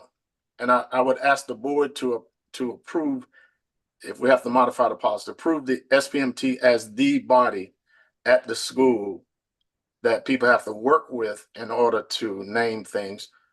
And there's also a policy about gift giving. I want to create, Matt, I sent you a note today. I want to create a book collection at Hill House in honor of Ken Joyner. And that's not something that should be done without the board's support and the school's support. Because when you start giving money to folk, you got to have some system of making sure that the money goes where it's supposed to go. So that's another example of things that we have to gain some control over. All right, thank you, Dr. Joyner and Dr. Benitez. Hearing nothing else on this, we'll go ahead and move on to the next item, which is the superintendent's report. Dr. Negron? Thank you, Mr. Wilcox. I have two presentations for you which require action. The first one is related, let me look at where's Dr. White? Oh, there you are. Dr. White, can you please set me up for the Increasing Educator Diversity Plan presentation? And I'm going to be inviting Sarah Diggs, or Coordinator of Recruitment and Retention, to join me for this presentation. And as Dr. White puts that up, just want to give you some background. The state, there's a legislative mandate that requires every district to put forth an increasing educator diversity plan to be submitted to the state by March 15th, 2024. So there had been a team that had been working on this plan since last year, and had asked Sarah Diggs to make sure that she reconvened that team once again to ensure that we would be able to draft a plan to meet the state deadline of March 15th. So this is what we're putting before you today. Before I go into the actual plan, just want to lift, Dr. White, if we can go to the next slide, we can go to the next one. Just again, I think we all, New Haven, right? We are a district that prides ourselves in the diversity and the richness of this district. So this was definitely a mandate that we embrace, not something that we feel is being pushed on us, because it does align with the core values of our city. Here I wanted to lift that when we kicked off the strategic operating plan, even we had responders, right, that were speaking about how our community is stronger and richer for including different backgrounds and viewpoints. Also lifting here information from the National Council on Teacher Quality.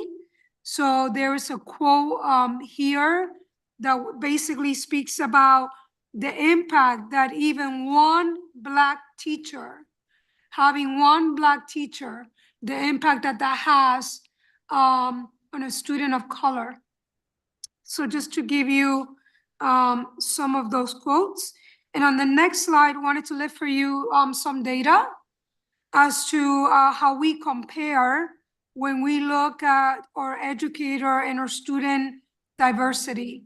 So here you have longitudinal data for both the state of Connecticut, but also how we compare to the state. So here you see, yes, when you compare our percentage to the state, we are a little higher, but also I want to point out that we have a larger population of students of color. So we still have a way to go. So again, that is showing that while our teachers are more diverse than overall in Connecticut, the gap between students of color and teachers of color is nearly 60%. In the state, it's just about 40%. In the next slide, also was able to pull for you a comparison of educator and student diversity in the major cities. So you see there at the top, you have Bridgeport, followed by Hartford, followed by us here in New Haven, and that last row is Waterbury, just to again show how we compare. So in comparison to the other large urban districts in the state, again, the trend is similar for Bridgeport and for Hartford. And before I pass it on to Sarah Diggs to share a little bit about the plan that the team has been able to put together, I did want to express my gratitude for the team that has been doing this work. So in the next slide, you see here the makeup. And I know that at my last meeting with Leslie Blateau from the Teachers Union, I'm like, oh my God, Leslie, I don't see the teacher rep in here. And she's like, no, we've been aware. Sarah has been great in communicating. So the HFT is well aware of the plan, and we're still trying to lock in somebody to be able to join the work consistently. But I wanted to, again, just express my gratitude to the team that has been lifting this work. And with that, I just want to turn it over to Sarah to share with you where we are right now and the plan that we are looking for you to approve so we can submit it to the state. Thank you, Dr. Negron. Thank you, everyone. And I just want to reiterate again, thank you so much to the team who's been working on this. I think many of them are watching from home this evening. So thank you so much. If you could go, oh, great, vision. So the plan that the state asked us to submit includes starting with a vision. So I'm going to read that to you to ground us in it this evening. So our vision in this plan is that every student and educator in New Haven Public Schools is seen, heard, and valued. We cultivate trust and eliminate obstacles to foster diversity, equity, and inclusion. We commit to cultural competence and linguistic diversity that extends to the heart of our district, where diverse educators mirror the beautiful mosaic of our student population. That is the vision that this team has put forth as our aspiration and North Star for our district as it relates to educator diversity. The next part of the plan involves outlining a theory of action. And the theory of action, which is informed by our vision, is our delivery model for change to increase educator diversity in the district. It is outlined in the plan, which are in the board materials, if you're unable to see the somewhat small text on the slide. I'm going to give you a summary. So in our theory of action, which again is our delivery model for change, we will use data to understand our challenges, address them, and increase effectiveness in real time. We will recruit within and beyond our district, city, and country, developing career pathways and offering incentives to attract diverse and talented educators. We will create equitable selection processes through anti-bias hiring practices and diverse interview panels. And we will engage in professional learning and implement mentorship programs to cultivate a culture of inclusivity.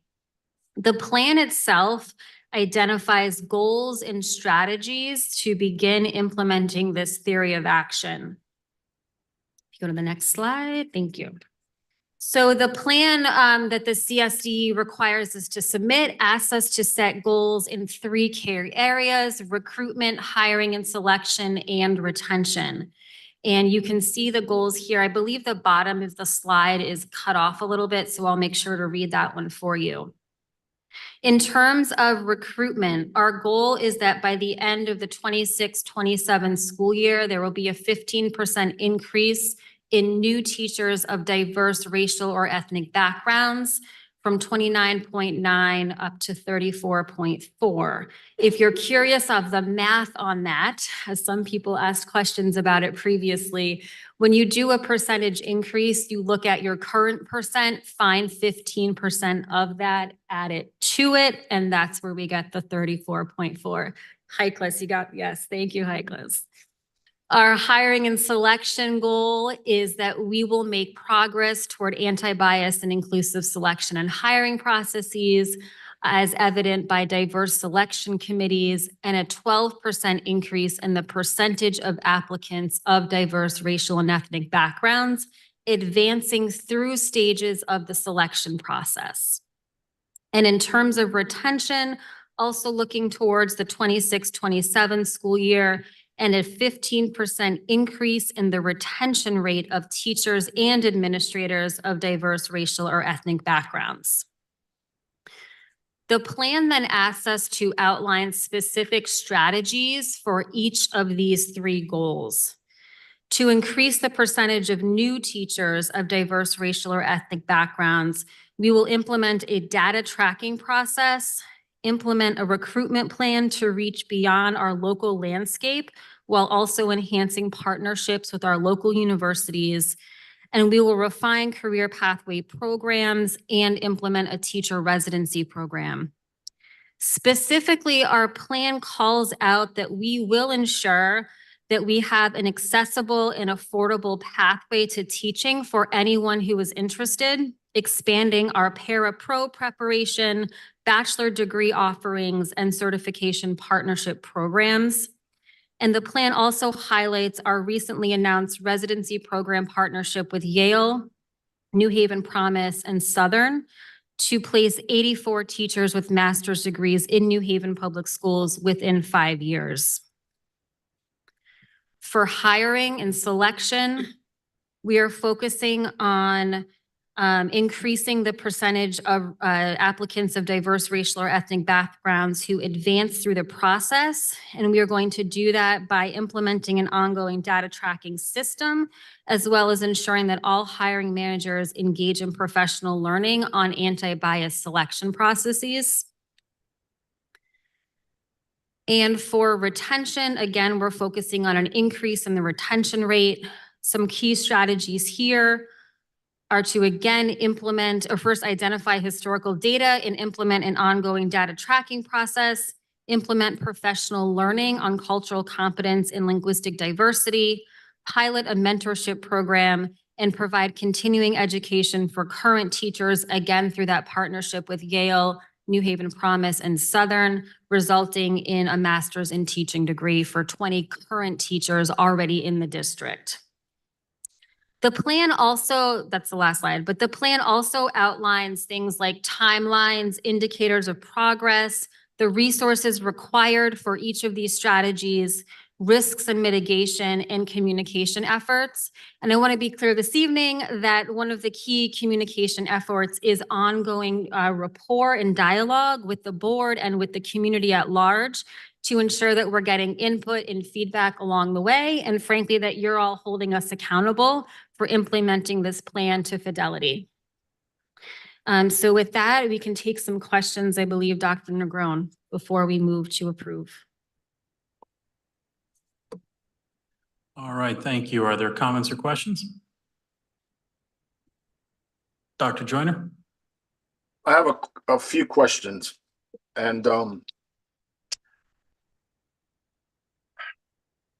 clearly what we're trying to do in our district is to create a diverse racial and ethnic staff. And we're trying to actualize anti-bias behavior.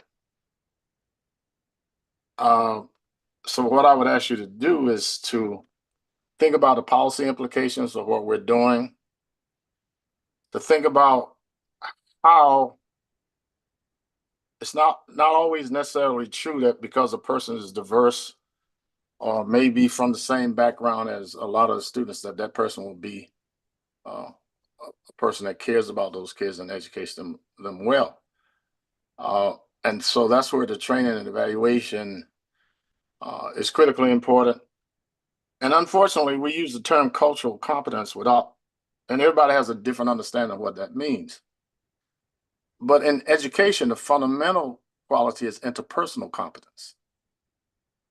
And the reason I say that is because of my experience directing the teacher prep program at Fairfield, the MAT program at Fairfield.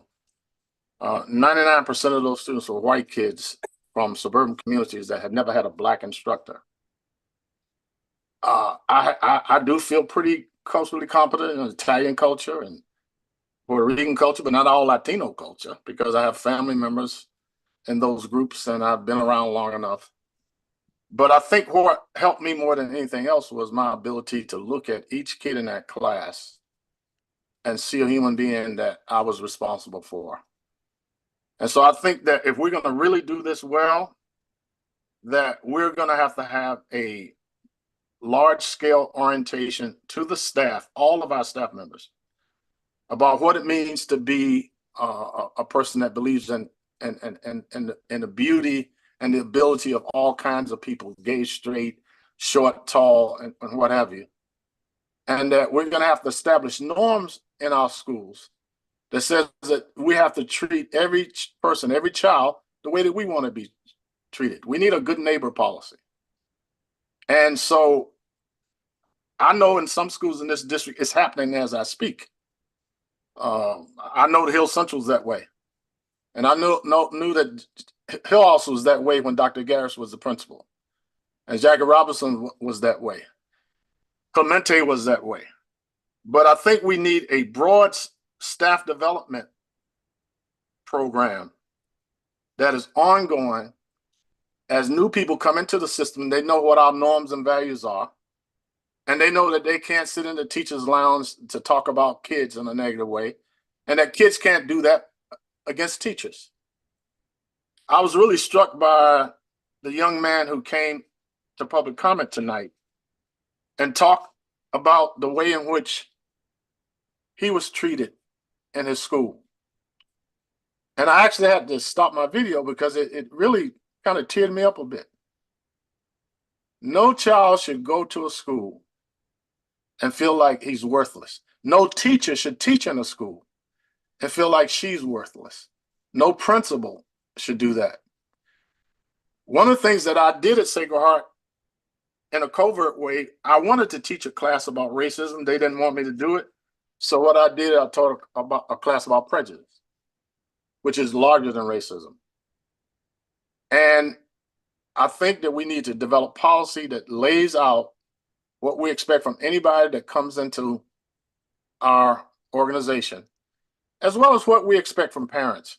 We talk about portrait of a student. We can't create a good student without looking at portrait of a parent, portrait of a board member, portrait of a teacher, portrait of a leader in the building. And I think that we're going to have to prevail on all of our structures so that we can create broad and powerful norms that elevate every single person that is in our orbit. And that means that's implications for what we pay for, implications of our teaching and learning curriculum, implications of operational efficiencies, and so on and so on, and who we name our buildings after. So I'll talk more about that. I don't want to take too much time in a board meeting to talk about it, but I'll put these thoughts down and try to get it to all the stakeholders. All right, thank you. Are there other comments or questions? I'll just say thank you. I enjoyed seeing the comparative data, not just with the state, but with other districts. I appreciate the clarification of the TBD for the teacher representative and getting confirmation that people have had discussions with the teachers, nothing about us without us. And if it's a educator diversity plan, they're part of that. I just will note that this is not just a New Haven issue. And my question is so for this state required plan, is there going to be increased funding to fund some of these things through the state? Do we know?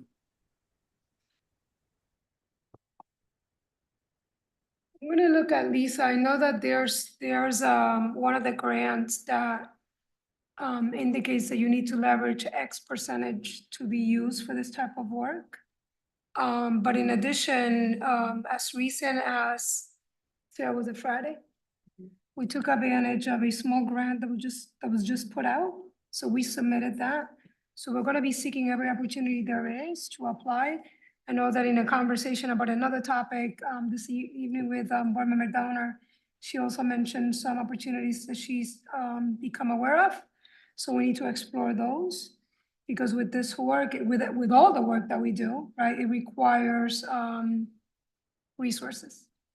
All right, thank you. Yes, it's good. I mean, this is a mandate that I agree with, but it also is nice if the mandates come with the funds to enact the mandate. So thank you for that. Dr. Benitez.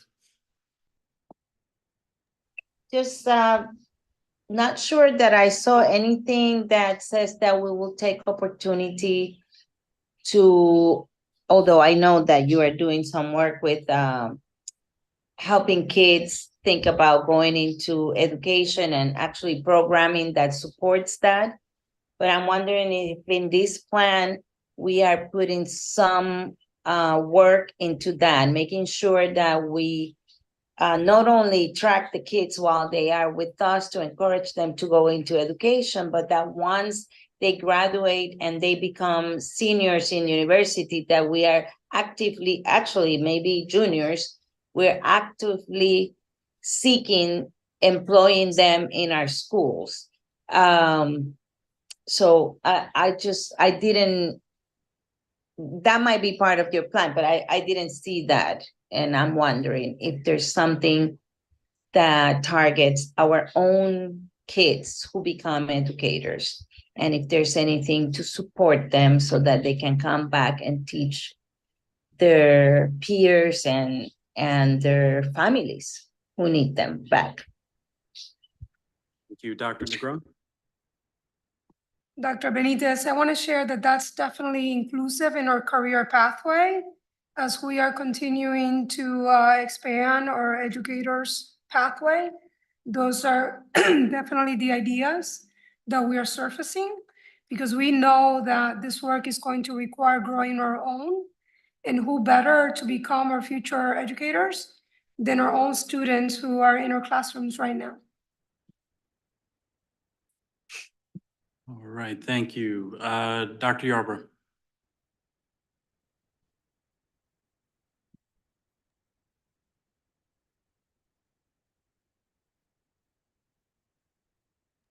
Okay, technical difficulties. Thank you very much. I want to express appreciation for the team coming together to kind of assemble all these elements and think through what it would look like, what is needed. In particular, I appreciate two things. One, seeing the deliverables, the dates for the target for when we'll report on progress, but also being intentional about data to try to understand where are we, what are we trying to do historically, what has happened, what is happening now, and what we wish to happen. Another comment and a request. So one request is for indication of what is thought to be our goal beyond increase. Like, what would be the ideal representation, or how do we envision? So going back to Dr. Jordan's kind of a profile, what is the profile of the district in terms of staffing that we envision would represent something that is healthy and robust? And I imagine that as our district continues to change and develop, that profile may change. But I'm curious what it is now. And I do respect identifying the increase, that goal, but then also, what is our aim? What are we going for? And my last comment is, as someone who has been educated with someone who looks like me staring back at me and giving me instruction, and also someone who has been educated and with people who look nothing like me and had no experience that related to me that I was aware of, it definitely makes a difference. And so I appreciated the piece of research and kind of vision that you named about how this matters. And one of my requests is that we continue to keep in the forefront why this particular topic is important, both nationally, but also as we have stories from our own district of what difference representation in quality instructors makes, that we hold up those stories as well, so that we might continue to keep our eye on the prize. And as this gets tough and difficult, and as we need to request funding in order to meet these goals, that we will have backbone, passion, and skill to do such. So thank you very much for the presentation and just putting all this together, and all those who have played a part in this. And thanks to our teachers also for moving all this forward. Thank you. All right, thank you. Seeing no other hands raised, do I have a motion to approve the district's increasing educator diversity plan? So moved. Second. Okay, it was moved by Dr. Yarbrough, and I had Dr. Benitez as second. Is there any discussion? Hearing none, we will go ahead and vote. Dr. Benitez? Yes. Ms. Downer? Yes. Mayor Elicker? Yes. Dr. Joyner? Yes. Dr. Yarbrough? Yes. Mr. Musser? Yes. And I'm a yes as well, so that motion passes. Superintendent? Thank you. Thank you for that support. I do have another presentation that requires action. And with me tonight, I have Assistant Superintendent Christina DiNegri, as well as Principal Eugene Foreman from Augusta Lewis Troop School. And we would like to present to you on our Commissioners Network turnaround plan. And Dr. White, if we can get to the next slide.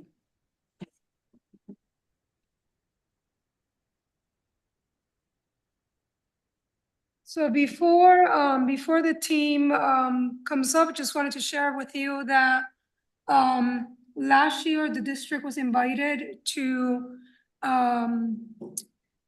apply for a Commissioners Network.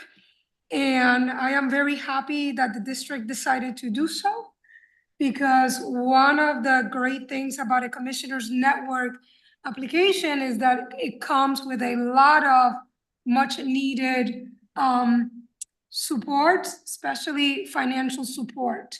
So I want to highlight that. And now I want to turn it over to the team so that they can give you details as to where we are.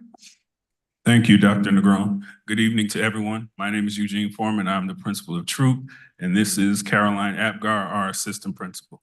So I just want to give you a brief overview of what the Commissioners Network is. It's 25 schools that are chosen across the state to become part of the network. The Connecticut State Department of Education supports us for 3 to 5 years. And the goal is to dramatically increase student achievement in low-performing schools around identified focus areas. And our focus area is going to be writing across the curriculum. So there are financial and instructional supports, and Troop will receive funding and resources to support the strategies recommended as part of the proposed model throughout the process. So we became or selected in 2002 to 2003, and the committee was formed last spring. We opened that committee up again as staff turnover came. I joined Troop in June of 2023 as well. In September, the state CSDE came to conduct their walkthrough and gave us their report. And at that point, planning began. We are leveraging some of the funds to start some of the work now. And then from that point through now, we've been working as a committee to go through the identified areas to select our focus. Our application and work rules were completed by the committee. And then in March, we will submit that final application to the state. Once it's approved, we will begin our launch year 1 this summer.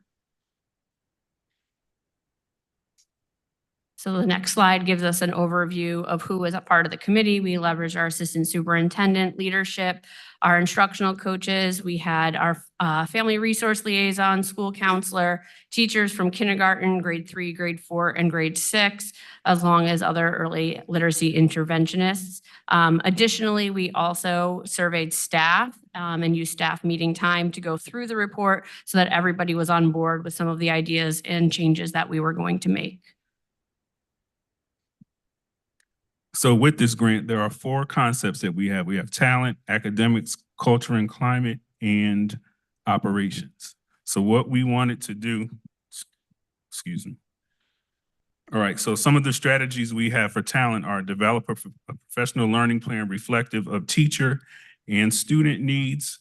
We have professional development according to dealing with writing across the curriculum. So our teachers are going to get PD and how to implement writing in not only language arts classes, but also in math and science and social studies, because it's important. We have a lot of supports in place for writing, but for reading, but we need a lot more supports for writing. So this is what our focus is going to be.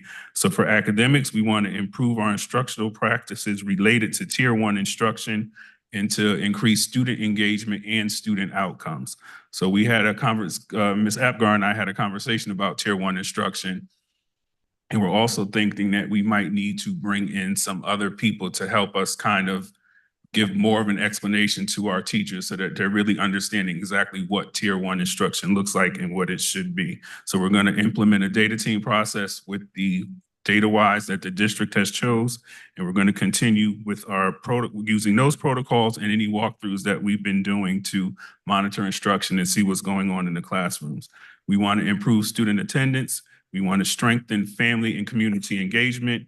We want to improve our school environment to make it more welcoming. I don't know if any of you have been in Troop, but Troop's an older building, so we are in need of a little love, a little touch up. And then continuation of restorative practices. So that's what we want to do. We want to train our entire staff, teachers, paraprofessionals, everyone is going to be trained on restorative practices. In addition to those restorative practices, there will be some training that has to deal with trauma that our students experience. And for operations, we want to maximize our instructional time. So there will be additional time that teachers will have to meet, to plan, to collaborate, to do data teams, to come up with their committees, because everyone's going to be required to be on a committee. So they'll have their committee meetings. So those, we won't have to take school time during instruction to have these meetings because we're going to add it on. And we want to improve the school environment to welcome students and everyone else into our school. Thank you.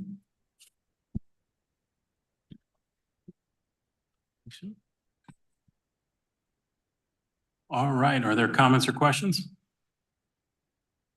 Dr. Joyner. Here's a good example of a New Haven kid from Wilbur Cross High School that ended up being a principal of one of our schools. I was his mentor on a college trip when he was a senior in high school. And I'm really proud that you're, Eugene, that you're doing this. I appreciate it. Yeah, and we're gonna come over and see you because I know the good work you're doing because my great niece graduated from Troop, and she's now on the honor roll at Cross. So you must have been doing something right with her. But her parents were also worked with you. Do you have a functional SPMT at your school? Yes. And on the SPMT, you have a curriculum subcommittee? Yes. Okay, I'm really fascinated by your writing across the curriculum because it makes the point that I made about literacy. It's not just reading, because mathematicians write, scientists write, phys ed coaches write.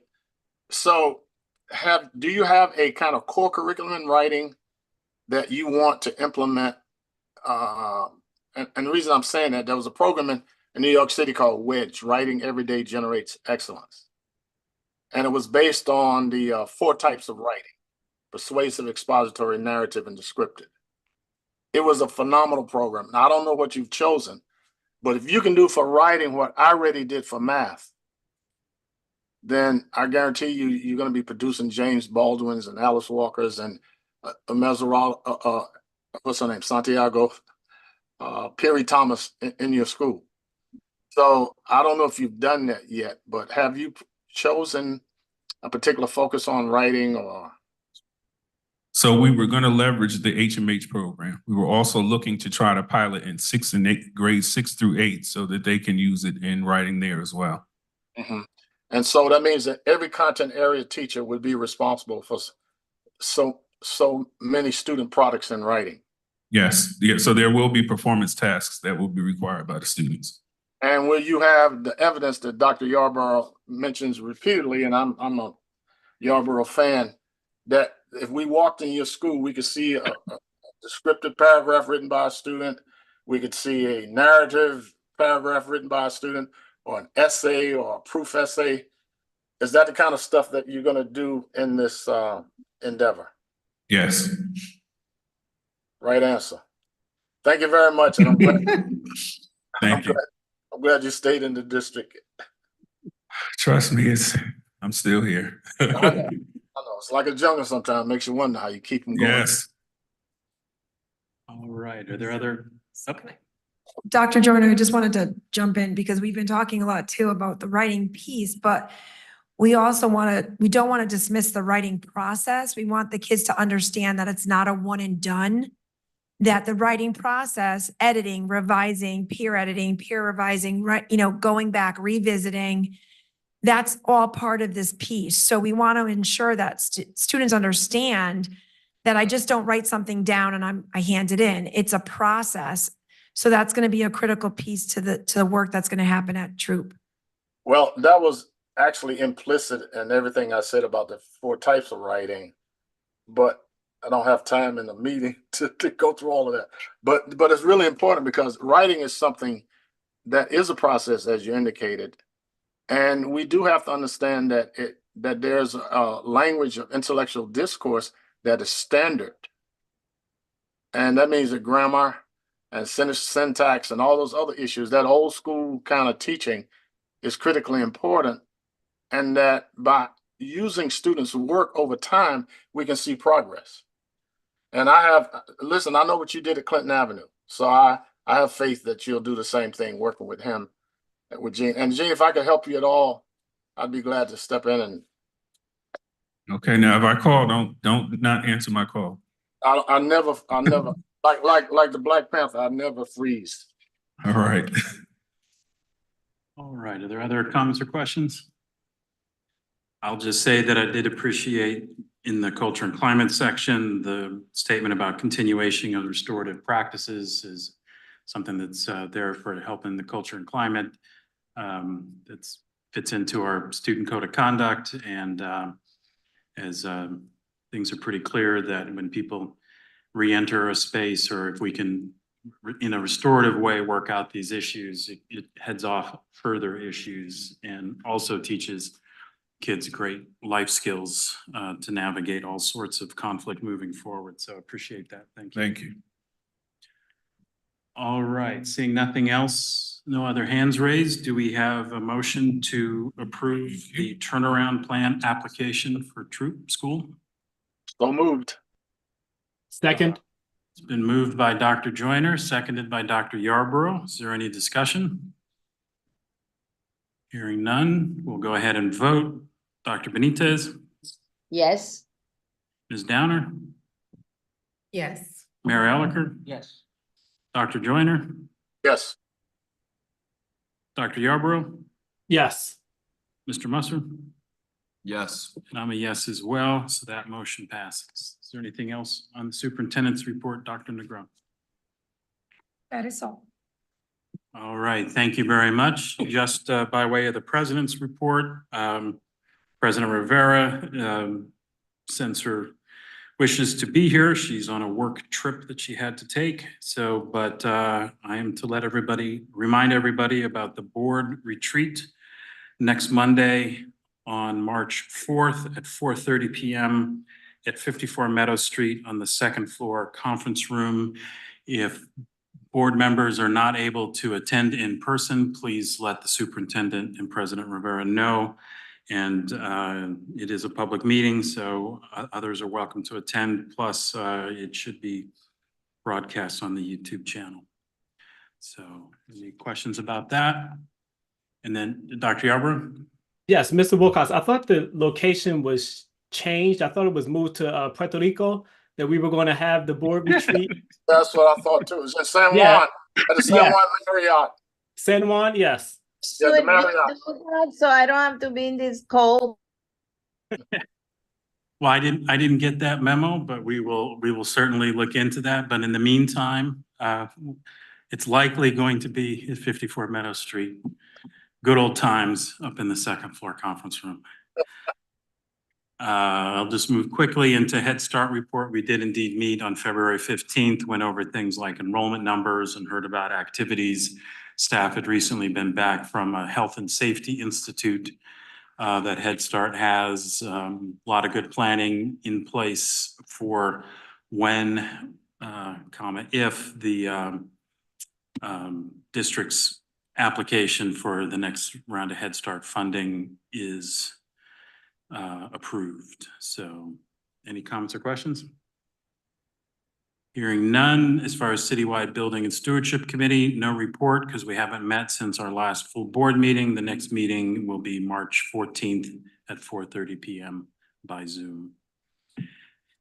Then for Finance and Operations report, we had a wonderful Finance and Operations Committee, about 3 hours long. Just under, I don't want to exaggerate, it was only 2 hours and 49 minutes long, I think. But amongst all the action items that we went through, a couple things that I want to bring to your attention. You have the minutes in your packets and it's posted. We are in the process of trying to finalize the updated cover memo and the revised amendment form. So those are posted and we're hoping to move to completion to bring to you all what the final form would be. We welcome comments or questions. We heard from an update on the transportation contract. We should, I think, be having more information on that at our next Finance and Operations Committee meeting, which is moved to Tuesday, March 5th because of the board retreat. So information was presented on that. So I think we'll be moving forward to presentation at F&O and then bringing to the full board. We had to table the discussion about the process to rescind a board approved contract because we wanted to await input from our attorney. So that'll be on the agenda for our meeting next Tuesday. And we also had two big reports. So one was the January financial report. Ms. Hannons, our CFO, did report that we are still showing a deficit. I think it's $5.7 million. I did go back and look at the same meeting last year. We were showing a $4.5 million deficit. The district was able to mitigate that. It is in the March and April meetings where it becomes much more clear what mitigation efforts are working, and then actual bills come in and tuition exchanges and so on. So a lot of activity happens there. And then there was the first presentation of the 2024-2025 budget. I welcome anybody to go and take a look. It's probably the last 30 minutes of the meeting. And there was a draft presentation. I think there's going to be another presentation presented at our next board meeting. So then it will come to the full board after that. The number is large as far as the mitigated or the deficit that's in that based on a lot of detailed information that was in the draft report. So, but I just welcome everybody to take a look at that. Any comments or questions? All right, hearing and seeing none, we'll go ahead and move on to the governance report. Good evening, board members and the public. We had a special meeting on February 22nd where we discussed and finalized the governance committee policy review protocol that we just submitted to all of you for your approval. We also will be meeting on March 5th. We would have been meeting this Thursday, but we are going to postpone and meet on March 5th at 4:30. We are going to be reviewing some policies that have been submitted from Series 3000, and we'll create the plan for Series 5,000, which we are responsible for. All right, thank you. Comments or questions? All right, hearing none, we'll move on to the Food Service Task Group report. Dr. Yarbrough. Yes, thank you. The Food Service Task Group did meet this month on February 14th. Love is definitely in the air for our students. We really have a dedicated group of staff members and community volunteers and partners who really pay attention to nutrition during the school day and also at other times. I appreciate the leadership of Mr. Young as he works with staff, and I appreciate Mr. Lamb as they also work as well, Witnesses to Hunger and City on Food Sustainability and United Way. One topic that came up is that for our school break grocery subgroup, so that is a group of individuals who form collaborative partnerships, links to partner with families to provide food for students during the time that school is not in session. The last time this was done, at the most recent break, the food was distributed right away at the sites. And part of that is because funding that was provided initially in response to COVID is no longer being provided. And so the committee members are actively seeking additional dollars in order to increase the amount of resources that we're able to contribute and help families to access. At some point, I would like to bring before the board, either in a written report or an actual presentation, information from the Food Service Task Group, just so that our community, our parents, and our teachers and this board can know and see who's doing the work. That is all for my report. Thank you. Thank you. Are there comments or questions? All right. So we'll move on to the next item, which is an executive session. So I move that the board moves into executive session pursuant to Connecticut General Statute 1-206B and E and 1-210B 4 and 10 concerning strategy and negotiations with respect to pending litigation in the matter of Light versus NHBOE and discussion which would result in the disclosure of attorney-client privilege records. Joining us in executive session will be the superintendent, Attorney Alexiadis, and is there an outside attorney? Attorney Alexiadis that's also joining us? And Attorney Peter Murphy. Do I have a second? Second. It's been seconded by Dr. Joyner. Is there any discussion? All right, we'll go ahead and take a vote then. Dr. Benitez, Yes. Ms. Downer, Yes. Mayor Elicker. Yes. Dr. Joyner, Yes. Dr. Yarbrough, Yes. Mr. Musser. Yes. I'm a yes as well. So we are in executive session. The link was sent to board members that'll join us, and I don't know where we go here. Library.